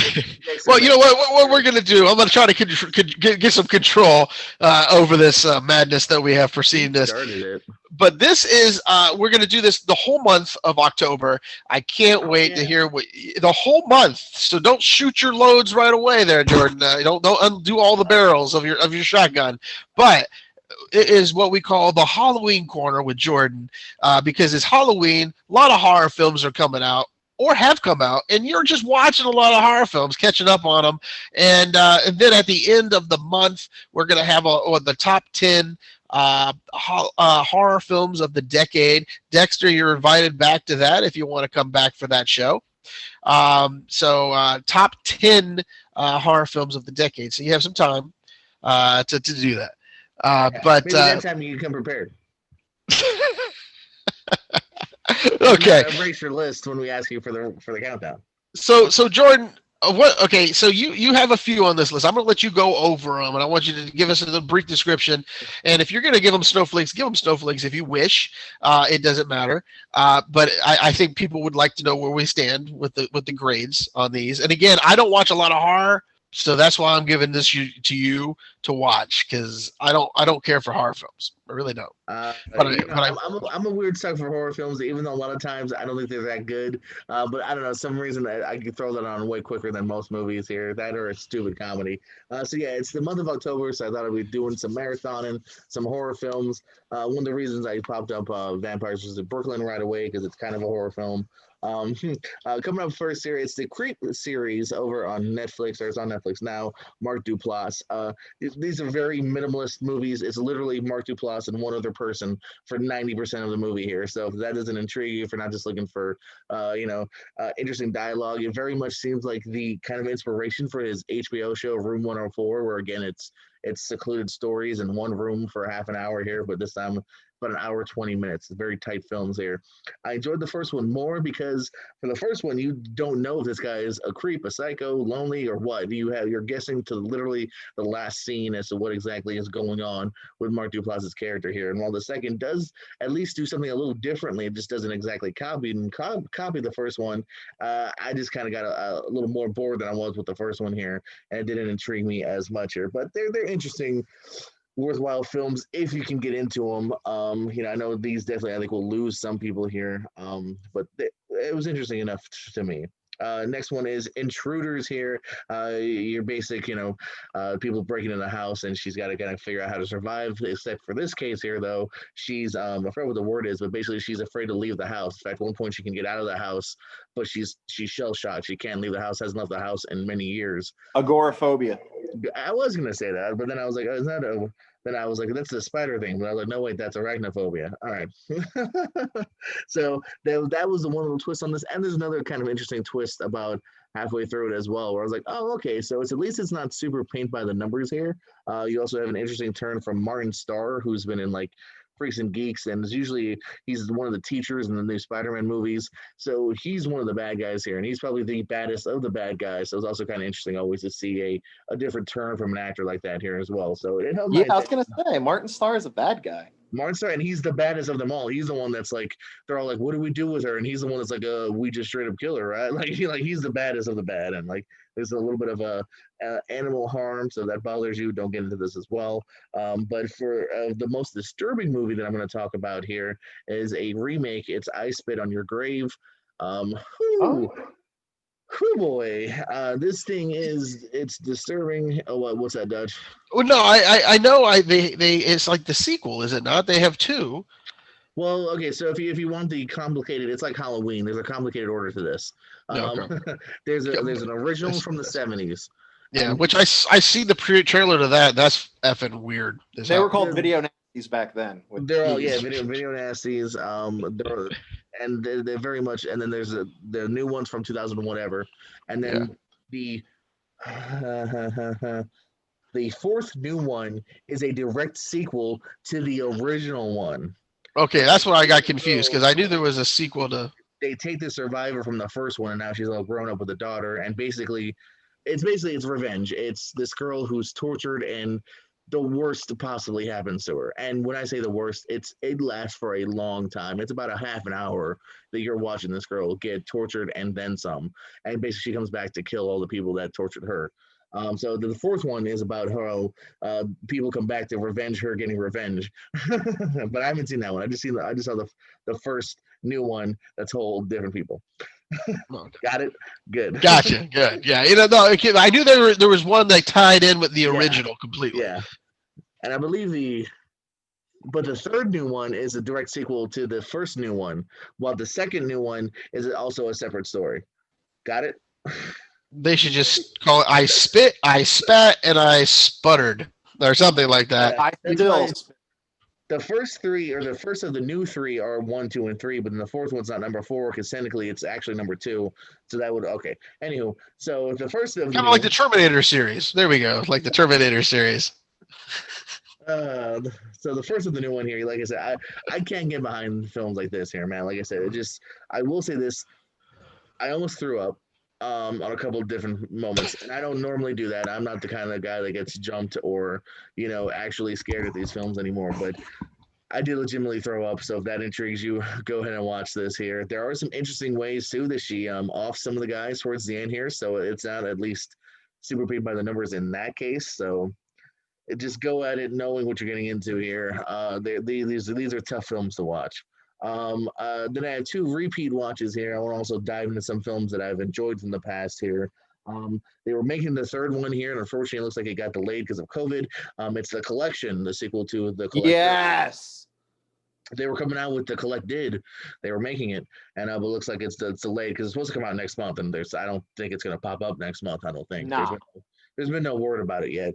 So yeah, these are interesting films, man. The first one I quite enjoyed. It's almost like The Purge in a way, whereas in the first one's very secluded. It's basically a guy who finds out he owes some money, so he's gonna go rob the money from a previous customer.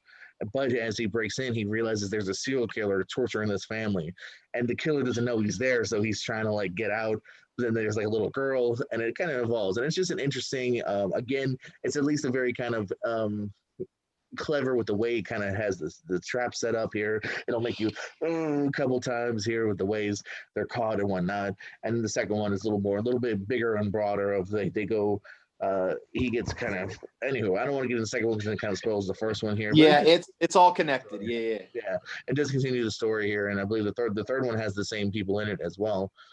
So it's a continuing story there, which is interesting because the second one, if you remember how the second one ends, I'm wondering where they're going to go with the third one, if it's the same one or two main characters. So here, it's not the greatest, but interesting enough to where if you're a horror fan, I think these are ones worth checking out. And then finally, checked out the last Scream, probably Scream 4, the one I've seen the least of. I can recite most of Screams 1 through 3 from memory, but I only seen Scream 4 I think literally twice, so this is my third viewing here. So I enjoyed the beginning. The beginning has a very fun intro, then another intro. I enjoyed that. Here, Hayden Panettiere, probably my favorite new character here. Didn't care enough about the reasoning, and Cox and Dewey very much get pushed to the side here, and this is kind of painted by the numbers. And also too, one of my least favorite horror tropes is, okay, if you two both die, and I'm not just gonna go then, I'm gonna go randomly walk outside. I know there's a killer loose, but I'm gonna go walk outside by myself for a little while. Like it makes no sense. More than once, there's characters making these decisions simply to die, and it's not clever writing enough to where, let's get them into a situation where they die. Let's just have them do stupid things. So it definitely has that a little bit aspect of it. Have you guys seen any good horrors or any more remarks on these horrors? Like I said, this is why you have your Jordan's Horror Corner, because I don't watch them, buddy. The only one I might watch is the newest one that's coming out on Netflix, of course. The Bly House or something like that, I think it's called, or something like that. I don't know. It looks something like that, yeah. Bly House Manor. It looks pretty, scary. So I might watch that because I like. God, he was in Zombie, iZombie. I can't remember his name to save my life at this point, but I'll probably watch that. But generally, I don't watch a lot of horror films. You know that. I'll be watching more. I got more coming up. You said it mistakenly before, but then one of the next ones I'll be watching is a horror movie with Henry Rollins. Yeah, and you did you see it already or no? Because you told me something about it already. Okay, you just told me it was in the. No, I didn't. I thought you said you just told me something the last time I saw you. He was in the hopper to watch. Oh, okay, maybe I did. Yeah, but anyway, again, this is my favorite part of the show where Jordan gets to speak all he wants. I interrupt on occasion. Dex, you do the same if you feel like it. It is called The News and Notable Stuff, the stuff that's been going on, news and drama. We have a lot of drama this week.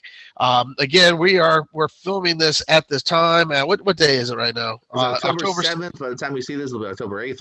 Yeah, so October 8th, October 9th, it all depends on how lazy I am to put it on the twit. But you can see it probably tomorrow, first thing on the U's. So, yeah, I got to tell you, first off, can I just start with something? I know usually you started off. Take it away. I am starting it off because I've discussed this with you. I actually discussed this today at work, and I am just so livid about how people are who haven't watched this movie, and they keep trying to put it as a very a pornographic film. We talked about this. I watched it. I suggest everyone watch it. It's a good film. It has a scene. It's called Cuties. It's on Netflix. And right now, the lovely people of Texas are wasting their tax dollars by indicting Netflix about this film, saying they're peddling smut. And I find it, to me, outlandish, a waste of taxpayers' money for that state. And to me, it's to me about the ill-informed who haven't watched this beautiful film. To me, the more I listen or the more I think back on this film, it is a beautifully done film. It talks about a child who's just thrown in this new life in France, whose mother also has to deal with some crazy issues as well. And so she is kind of drawn to this outsider-ish thing to escape the realm where she's at. And again, like I said, the dance scene is a very uncomfortable scene because who likes to see 11-year-olds acting like they're on the stripper pole? I don't, but but that is what's supposed to happen in this film to make the character realize she doesn't need to be acting this way to enjoy her childhood. And I just find it offensive by states or anything like that who think that they have the chutzpah, we'll say, to tell you or anyone that this is what you should believe, or this is what, how dare they make these type of films. They're made to be to open up your eyes to what is actually happening out there. There are people who put their kids out there, make them shake their fannies. Okay, this is not made up. Okay, and the director, if you listen to what the director stated when she wrote this film, is that she saw this happening in real life and she was unsettled by it. And so she wanted to bring it out into the open to show that these girls are being pushed to this limit. And it's, again, shame on Texas, wasting their taxpayer money. I'm sorry. I just decided to go off a little bit. And I apologize if somebody finds this offensive. No, you know what? Fuck you. I don't apologize, because this is just what it is. It's a waste of tax dollars of that state going against Netflix. If they did something that's atrocious, yes, go after them, but they didn't. And all you have to do is unsubscribe and pretend it doesn't exist. That's all you have to do. Plain and simple. I'm sorry, Jordan. I apologize to you because I took up some of your news time. But no. I find it. It's just a bunch of bullshit that Texas thinks that they're better than everybody else. Fuck them. I hate Texas. Fuck you, Texas. Now that I'm going to disagree with you on. Like, fuck those people. Don't disband the whole state. I'm talking about the government of Texas, not the people of Texas. The people of Texas, they know what they need to do. They need to get to the voting booth and take care of that business so they don't waste any more of their tax dollars. It's ridiculous. Fucking stupid. If anything, we need to. I apologize for my language. I don't curse on this show ever. Hey, this was a PG show till just now. Yeah, I apologize for my cursing. I don't. It wasn't this time. Yeah, I don't. Like I said, I do not curse on this show. You know that, Jordan. I still blame Dexter because I feel like that's what brought it out of you. No, I don't. But I thank you guys for sitting through that. But that is how I feel. In Texas, they should be ashamed of themselves. Okay, Jordan, what else we got? Give me some good news to make me not as upset as I started out. Well, we're not starting out with the good news. We're starting out with an RIP. RIP to Eddie Van Halen, who passed away at 65 years. You guys take this one away because you probably have a little bit better knowledge than I do. Dex, do you have anything on Eddie? Nothing personal, but I will say Eddie Van Halen and the band itself just meant a lot to me growing up. I never really listened to the newer music of whatever I was growing up around me. I was always born in '88, but I always listened to the classic rock, and I always enjoyed myself some Van Halen. I will say, I remember one time Van Halen once got me almost in trouble, but then got me out of trouble. I was walking down the hallway in school one day, and what was I listening to? I probably could have been a little more discreet because you weren't allowed to have the headphones in as a kid, but I was shredding air guitar into Eruption.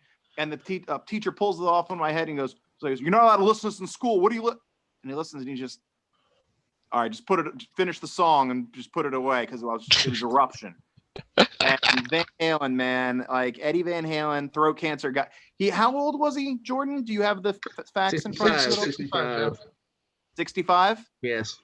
He looked way older, but that's what cancer does to you. So there you go. But like, Eddie Van Halen, man, just legend, absolute legend, made a lot of people happy, still make a lot of people happy. I kind of made, like, not on a tirade, but I went on like kind of a spiel yesterday at work where on the jukebox at work, I work at a restaurant my family owns, and a lot of people were playing Van Halen, which I'm fine with that. Tribute all the way, all day. I'm fine with that. But it kind of busted my balls and kind of grinded my gears. Like, people are only playing this in tribute, which is fine. But like, man, Van Halen's good. Van Halen's enjoyable. Eddie Van Halen was the man. Like, play it. It should have been played anyway, but at the same time, it was pointless for me to argue about it. But it was like the fact that, like, you don't need to play it just because the man passed away. Yeah, he passed away. It's terrible, and no one wanted that. But I mean, the tunes are going to live forever, man. And yeah. The only thing I could say on this was I grew up during the early parts of Van Halen as well. David Lee Roth era. And Sammy Hagar, and then whoever. After a while, I kind of just left it because it just wasn't the same sounds, But I got to tell you, this is the story that I shared with somebody at work about this too. I was in 4th grade. The first thing I ever won at a county fair, the county fair here in Collier County, I actually won a 1984 mirror. You remember you get to win the mirrors in the prizes. They had mirrors of like different things, and it was a 1984 cherub mirror album cover of Van Halen, and I won that in the dart board contest thing or whatever it was, and I still remember that. And it broke later on, of course, glass and children, that should never go together, but you won it, and I thought it was the most awesome thing I could ever win. A little cherub holding a cigarette, again, the album itself is unbelievably good. 1984. If you ever haven't listened, get a good shot at it. Mm-hmm. But that is my thing about Van Halen. Of winning that prize, and I believe it was like 4th grade, in which that was my first ever real prize. It wasn't a goldfish; it was a Van Halen, mirror. That's amazing.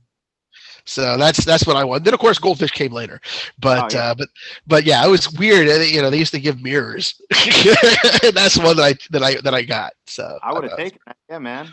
Yeah. So you get to choose. But that was the one I chose. So, because I didn't know, I didn't like rat poison, whatever the hell they had back in the day, up on there. But that was the one that round and round, nothing but a good time. Come on, man.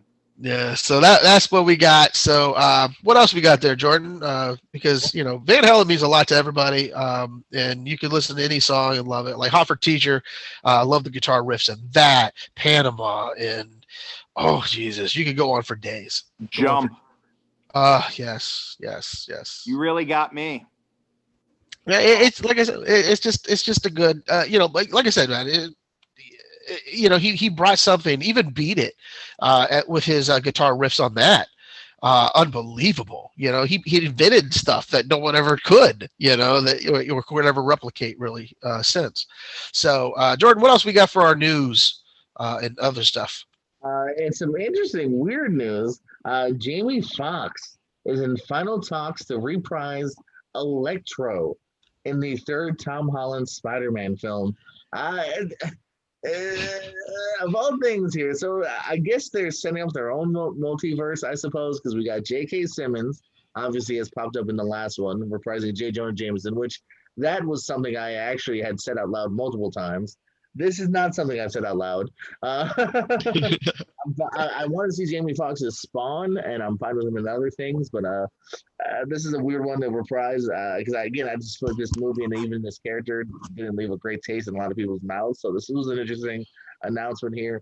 If it's just a small part, just to kind of show that these roles are interconnected, in some way, I'm kind of cool with it, and I look forward to future films. But this is an odd one for me, guys. Well, he came out and said he was not going to be blue in this one, so he will not have that blue look that he had. I was reading somewhere, I don't know if you read it or found it, the validity of this, but Sam Raimi is looking at doing a multiverse type of movie within this Sony realm, so it might be interesting that he might pull that in. But again, Jamie Foxx is being set up, it sounds like, to be part of a Sinister Six movie as well.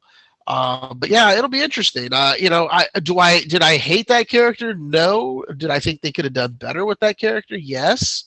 Um, but I give him a chance if maybe it was just what was given to him. If they can get the writers to write well, possibly, I think he would be a good fit. I'm gonna give him a chance. Give him a chance. I'll give him a chance. I like these movies so far. They haven't done wrong. They could arguably be the best Spider movies we've had so far. But it was weird. It was not an announcement I was expecting. It's different from like being announced that Keaton's back in Batman and whatnot. Dexter, what do you think about this? All right, my input on this is that we have had 1, 2, 3, 4, 5, 6, 7 Spider-Man movies. And I did a thing. It was just with a friend, nothing recorded or anything, which I wish we kind of recorded it, where we ranked the Spider-Man movies from the Raimis to the Amazings to the Hollands. And I think it was in agreement, which even though 3 is like a really hard watch, like because it was so pushed, I still think Amazing Spider-Man 2 could have been a million times better. And it really bummed me out with I'm really hoping he's not blue. I'm not big on the thought of him coming back as Electro. If I recall, originally correct me if I'm wrong, I remember in the animated series that used to be on Fox, Electro wasn't even a part of the Sinister Six. Originally, he wasn't. I don't know if he was on that, but I know he's always been kind of included off and on with the Sinister Six. They had swapping characters where one was gone, and then I remember Vulture came in eventually and was a part of the Sinister Six. It's like Sandman coming in, coming out. It's like they replaced them here and there. Doc Ock, I would love to see Doc Ock be reprised by who played Doc Ock? I can't remember his name. Dr. Octavius was Alfred Molina. Yeah. Alfred Molina would be unbelievable if you could bring him in. Bring him back. There's got to be something, man. You got to bring him in. Well, I will say this. If he does get to be Electro, I'm fine with it as long as he's not blue and doesn't have like the same thing where he falls into a vat of eels. Okay? Here's the deal. Here's the deal. If you say, Doc Ock is dead, I don't think so. If you're going to go the multiverse way, right? Yeah, it's completely different, though. It's a different storyline altogether. You can do the multiverse era where Doc Ock died in Spider-Man 2. Different universe completely. Fine. Bring in Doc Ock. But I will tell you this, and I think Jordan remembers the conversation we had with a friend of mine by the name of Scott Henson. I swear to all things sacred. And look at Jordan. He already knows where I'm going with this. They haven't touched on a Green Goblin yet in this era. If Dane DeHaan shows his face as Goblin, I will lose my shit. Sorry, what? He swore already. I want to lose. I get one. You don't like Dane DeHaan, huh? I'm not. I mean, Scott, my friend Scott brought it up to me. He was telling us all these reasons why he didn't like it. And I was like, I better go back and watch like a movie here or there that had Dane DeHaan in it. Yeah. I can't stand Dane DeHaan. No, I don't like him as an actor. I've told this to you as well, Jordan. There's two actors in this world that for some weird reason just rub me the wrong way. Dane DeHaan is now the second. And the other one is Dave Franco. I can't explain to you why. He just rubs me the wrong way. James doesn't even bother me. And he is ridiculous. But Dave Franco and Dane DeHaan. Did somebody say Dave? I like that, Dave. I hate that picture. There's only a few pictures in this world. Have we all seen The Cure for Wellness? A Cure for Wellness? No. Yes, I thought it was a crap film. Okay. It is. That's why I told you I couldn't. Even when he was in that other movie, I know we're on a rant. We're getting off track a little bit. We're on a Dane DeHaan rant right now. But what was that one that he was just in with that? Was it that futuristic film? That was just Valorian or Vandalorian? Yeah, awful. Yeah. He couldn't. The movie was awful, but it made it worse with him. They spent so much money on that movie just for it to bomb. Yeah. Who was in the movie? No. You're outnumbered again, Jordan. I'm sorry, buddy. Jordan, there's a point in A Cure for Wellness where like they put a hose down Dane DeHaan's throat and you see him gagging and you see it go through his like they visually have it where it looks like his neck's coming out because they're pushing this hose down his throat to put eels. Is it eels again? What is with Dane DeHaan in movie with eels that are bad? And they brainwash him at one point, and it's just such. What they ask him, they say, Dane, what scares you in life? And he goes, Eels and electric eels. Those two scare the shit out of me. And then the next thing you know, that's what they use. But okay. Okay, let's get back. Let's roll it back a little bit. So okay, now that we got Electro out of the way, what else do we got in news that you got? There's got to be other ones because there's other news coming out, Jordan, that we got to at least all agree upon. So give us something good here that we all love to Please. hear. I'll tell you one that I hope you guys will agree with me on.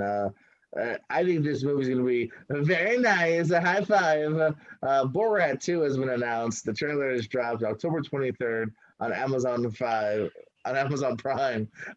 Dexter, you don't want to be my wife. What's wrong? What's next? They're gonna do another Bruno movie? Like, come on, man! Like, no, I'm done with this character. I've been done with him since the first one. I'm so done with the Borat character. I know it's been how long has it been? Over 10 years since Borat came out, right? Well, rumors are he has Jeffrey Epstein and Donald Trump in this one, so I can't. That's the only reason why I would probably look at it. These are rumors, but I don't know, man. But I will not like go out of my way. It's going to be on Prime, you say? If it's on Prime, I will. It's on Prime, and it's been 14 years since we've had a Borat movie. Really? 14? Wow. That's what we've all been looking forward to. Okay. How about this news? The Saved by the Bell reboot is set to premiere on Peacock. All episodes dropping November 25th. We got Mark Paul Gosselaar coming back, Mario Lopez, Tiffany Amber Thiessen, and Elizabeth Berkley are all set to return. Now, Gosselaar and Thiessen are only set for a handful of episodes. The other two are going to be in there, all of them. And the only one that did not get the call was Dustin Diamond. Can we agree on? I wonder why. we discussed this before, Jordan. Yeah, there's reasons why, and let's just leave it as that. Yeah, he shouldn't be on that show. No, Tiffany Amber Thiessen, on the other hand, be still my heart.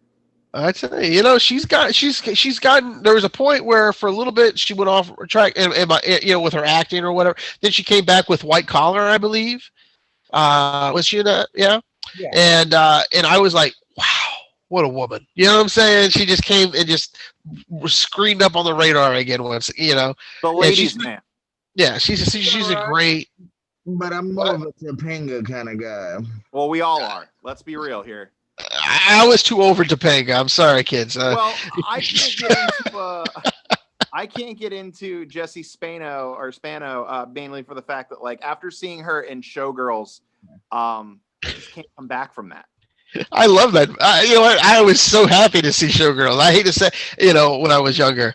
Come back from that, though, where it's like Saved by the Bell, and then you see her kicking ass and just there was a lot of brutal things in that movie. Let's be real. Yeah, there was not. It's not your. It's not your Saved by the Bell. By no means. Saved by the line of cocaine is what was going on that one.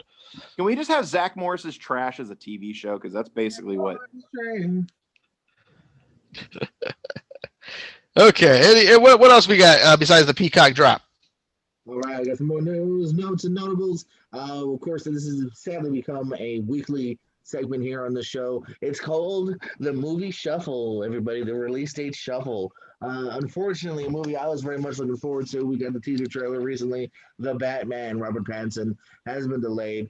No longer October of 2021, pushing it back several months. March 4th, 2022 now, The Batman. Also being pushed now is Dune. Dune we were supposed to see in the next month or two. Dune has now gotten that new Batman date of October 1st of 2021. So we are still almost a calendar year away from seeing Dune. Jurassic World, you talked about Jurassic Park earlier. Jurassic World has been delayed now on a year.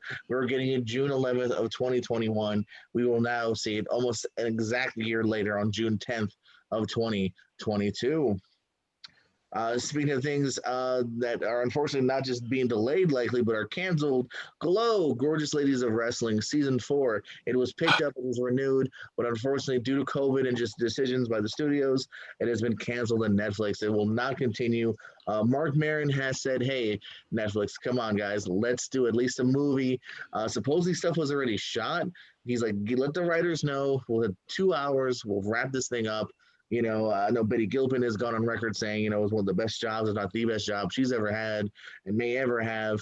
I'm sad to see it, especially because, there's just stuff up in the air. I loved it. So, yeah, if you want to talk a little bit about it, Dex. Oh, no, we don't have to talk into it much. It's just the fact that, like, man, it sucks. COVID's ruining everything, literally everything. But I was like, all right, things have been bad. Let's not let things get worse. And then it's like, oh, by the way, no more the last season. Also, that was one of those shows that they didn't have to do just one more season. They could have done a couple more, but it might have gotten stale. The stories probably wouldn't have been accepted. Like, they knocked it out of the park every season.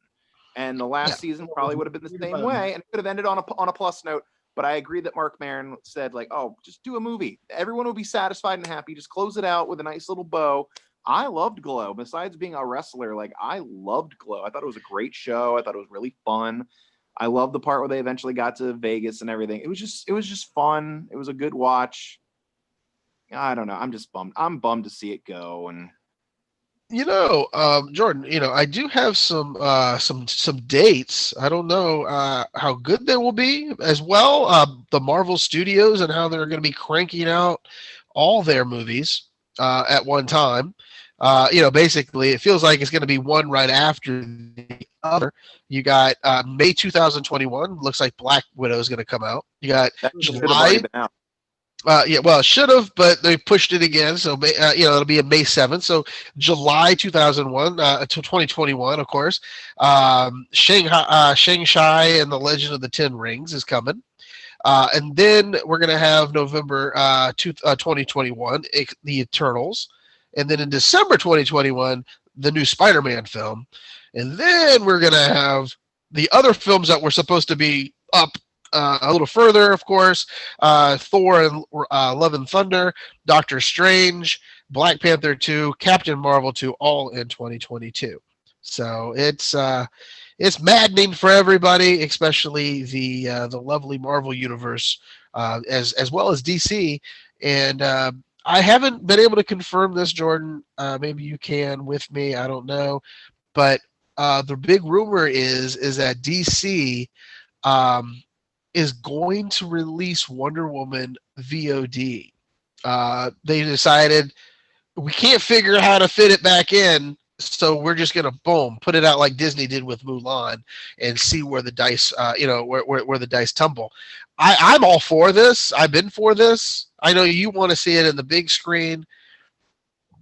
We all want to see it in the big screen, but things about me that aren't true. we both discussed these earlier.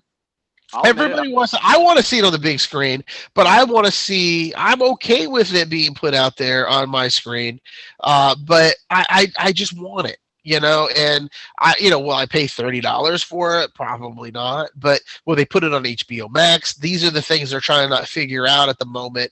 But I've read, I think, 2 articles that came out about this, but I don't know if it's 100% true just yet. But that's the rumor that's floating around.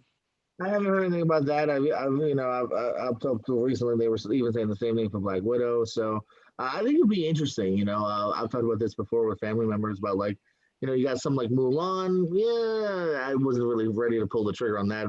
I don't know, a big budget, superhero flick. I wonder how good that would do. If it's an experiment that should be tried to see, hey, will people just fork over $30 for a hotly anticipated movie like that? Well, if you look at it, they say in the States, $275 million was made by Mulan in just the first 9 days of it being released for $30. So that to me is incredibly crazy. If it's the appetite's there, I think people will pay for it, especially if you get to own the product, and that's what you'll be able to do. A lot of people want that money back as well, from what I understand. Well, yeah, that's what I heard, but we'll find out December 5th. Hey, we'll find out December 5th for us people who have Disney Plus. So we get to watch it. I didn't drop $30 on it, but people I know that did drop $30 on it. Flarp. We have not reviewed it on this show because neither one of us is pulling that trigger. No, we're not. No. Like I said, I apologize for interrupting. Keep on going, my good man. What do we have for other news? Well, again, let's continue some sad news. Regal Cinemas is shutting down once again. Me and Dutch, we're gonna try to maybe squeeze out one more tomorrow, and then that is it because they are closing down at the end of Thursday. Not even doing Friday or this weekend here. So that's sad. They've only been open since Unhinged with Crow. What was that? The beginning of September, or was that August? September. So literally, they're lasted not even a month and a half. So that sucks, man. I thought they did a good job from what not only I've seen, but from the reports online. This just seems to be simply a financial thing because a lot of movies are being pushed back. James Bond and now Wonder Woman's probably not happening. So this is just a financial reasoning. I'm just going. There's no point of us keeping these doors open here. So maybe we'll see some David Copperfield tomorrow. But yeah, if you're a fan, Regal. Unfortunately, they're gone. Cinemark as well. Other people seem to be following. So sucks that there's nothing that has been taken away once we got it. And some good news, if you like this movie, which I didn't. Addams Family 2 is set for Halloween next year. I wasn't that big into the first one. The animated one? The new animated one. Yeah, I'm not talking about live action, obviously. Which was this? Addams Family. The sequel will be Halloween time next year. I'm a little more excited about this, but again, I'm not exactly jumping for joy. Lion King 2 has also been confirmed to be coming out here. So, Kuna Matata to both of you. And Donald Glover? I would imagine everyone will most likely be back here. That's alive anyway. Mufasa. And finally, I know you guys are excited because you're big Blue Alien fans. James Cameron has said Avatar 2 is complete. Filming is done. Now it's just post-production. Avatar 2. I feel like I've been hearing about this movie since I was 4 years old. For a decade. They're definitely not jumping while the boat's hot here. That's not the term, but you know what I mean. So we're finally getting it. I think I would have been more excited a decade ago. I'll still watch it, give it a shot. So, any comments or any more notes from you two lovely gentlemen?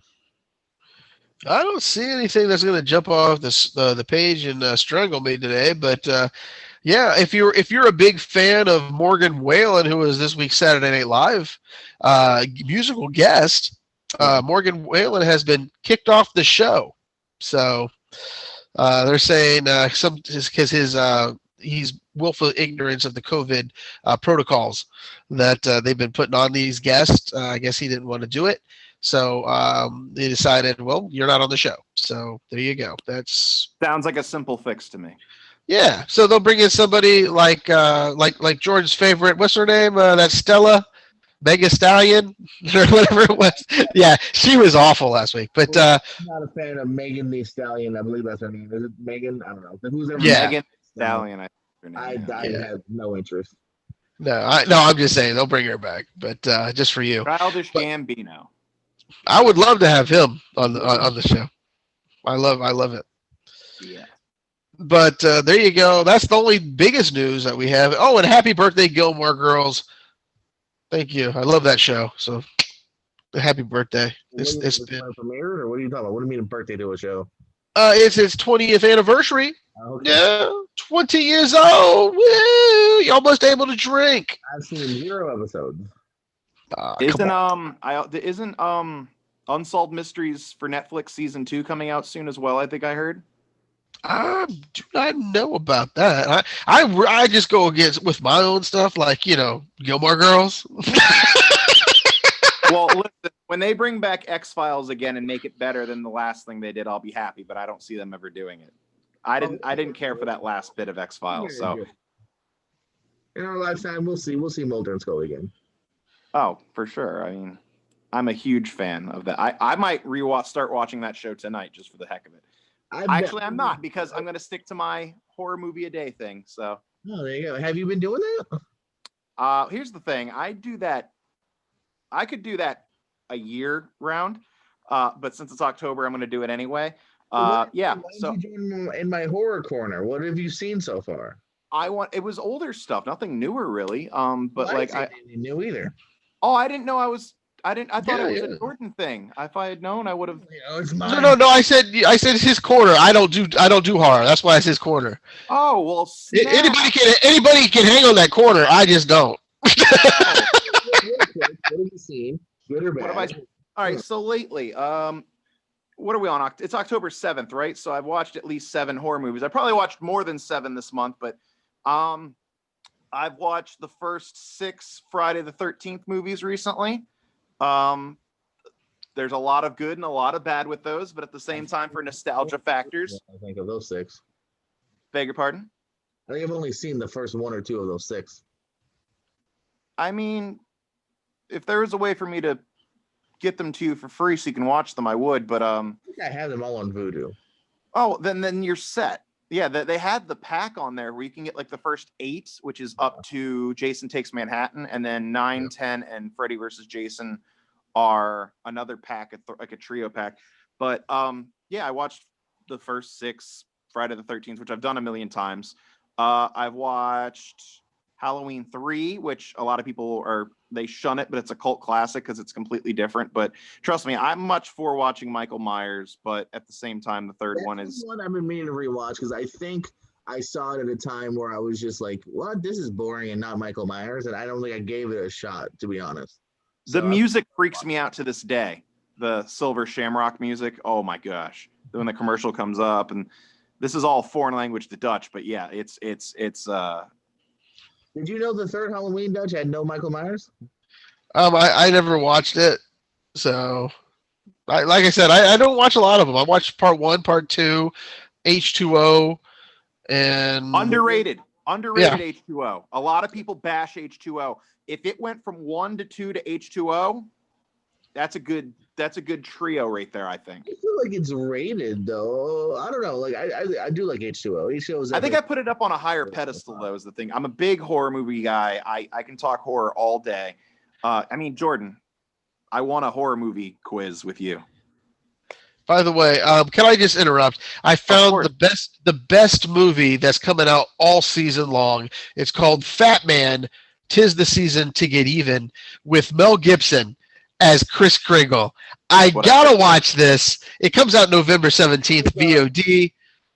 I pulled up the trailer website and I saw that, and I was actually gonna say, let's watch this trailer right now because I was like, what is this, Chris? Because I'm reading the synopsis and it goes, Mel Gibson plays a jaded like Santa with a pistol, and I'm like, okay, I'm in. Yeah, he is. Santa's thinking about hanging it up when the U.S. military comes to call for his services. I'm in. I don't care. A drunken, crazy Mel Gibson playing Santa Claus. I can do with this. This is basically what Mel Gibson probably is in real life. A drunken, crazy man who just dresses up as Santa Claus now because he has a beard the size like this now. So it's fabulous. I can't wait. Oh my God, I gotta watch this. Jordan, if you want to play this, we'll all watch it. We'll comment on it. Oh my! This has made my night. I know the show's been running long for people tonight, but we've been having so much fun, and I don't care. Merry Christmas, sugar tits. Yeah, this is, I love it. Again, you'll hear this dialogue or whatever, but Saban Films. Oh, here we go. You know the man. Time I retired the coat. You still have it. Some kids with a deer rifle put 2 holes in the sleigh, wanting me. All I have is a loathing for a world that's forgotten. The United States military would like to procure your services. This is a one-time deal, gentlemen. How are you, Mike? Nicole and the kids are well, I hope. Where are you? You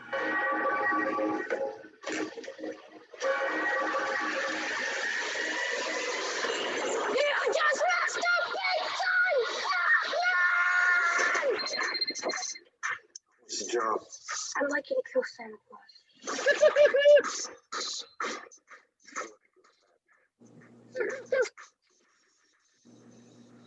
This is what people actually think of me. It's a farce. I'm a joke. What's the purpose of your visit? Hunting. I'm going to kill some things.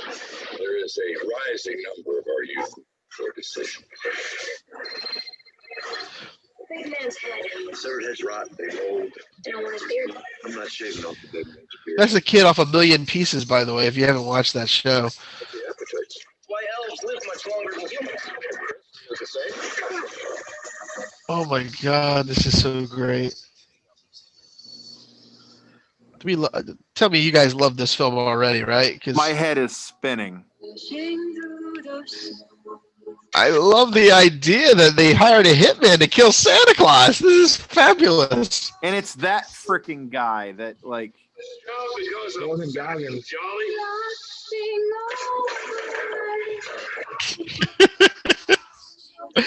Oh, I'm all in. I am in. Watch party at my house, kids. Walter Goggins. yeah. Jesus. I am. Dear God. If this is why Regal closed, probably, but I have to tell you, I am on a. I love this. Regal's coming out with a new statement. We just saw the Fat Man trailer. We're opening back up. Everyone come on in. You know, they got my money easily on VOD on the 17th of November. It comes out in select theaters on November 13th. Dex, it looks like it's way too much for you to handle, but come on. This is Mel Gibson, and it looks like he's going to be in payback mode, you know, and it's going to be his finest moment since Lethal Weapon, don't you think? I was going to say, couldn't it be Lethal Weapon mode, like Gibson as Santa? Because that would make my life. You want to get nuts? Come on, let's get nuts. You know, I can do that. So yes, but yeah, I that just made my night to watch that trailer with all you, with both of you. I am excited for this film. It is on the top list. Saban Films. You never cease to. You know what, Saban? If you're listening, which I don't think anybody does, but Saban, if you're there, throw a screener toward me. I will promote the hell out of this film for you. I love it. I love it. I am in. I'm in. Saban Films. Good job, Gibson. So yeah, I'm thrilled. You know, what could have been better if Kevin Spacey would have been the guy that sent to kill him? That would have been even better. All right. Well, on that horrible note, I would on a higher note than Fat Man starring Gibson and Goggins and that little kid sending out a hitman. Yes. So you can't get any more for the holidays. You know, I once asked Kevin Spacey how many deaths there were in 7. He didn't have an answer for me. You know, he was always tight-lipped, unless you're around unless you were 14. Anyway, I'm gonna let you. On that note, I think we should go. It was a great joke, by the way. I'm sorry, it was funny. Thank you, Dex, for showing up. Being a part of it. Come back at the end of the month when we do our top 10 of the decade horror films, and of course join Jordan on his corner, peddling his horror Halloween films as well. I am Dutch McAllister, Jordan Owens over in the corner or wherever else you're looking, and Dex down below, me anyway, or maybe up top, I'm not sure. But anyway, thank you guys. I appreciate it. Jordan, anything you want to say? Dex, anything you want to plug? Anybody want to do anything? I'm happy. I'm good. That movie put you on cloud 9. It's obvious. That trailer just sent you on a happy tirade. I like good, awful looking films. This was so great about it. It looks so bad. It looks so classic. It will be one of my Christmas movies I turn on every year. I cannot say that about any other films. This will be one of them. I am excited for this. I'm just over the moon. Christmas Vacation, Take a Hike, Home Alone, See You Later, Fat Man. Absolutely, Fat Man. You know, I'm surprised it's not a Kevin Smith copyright infringed title. On that, Jordan, you want to sing us out? Well, it's been a good time, and we talked some movies. Dex was kind of a douche because he called me an uncultured twine, and I don't know why. Just because I didn't see some Shakespeare movie. That was Dexter, and that was Dutch. This is JPO saying good night, good luck, and go fuck yourselves. Yeah.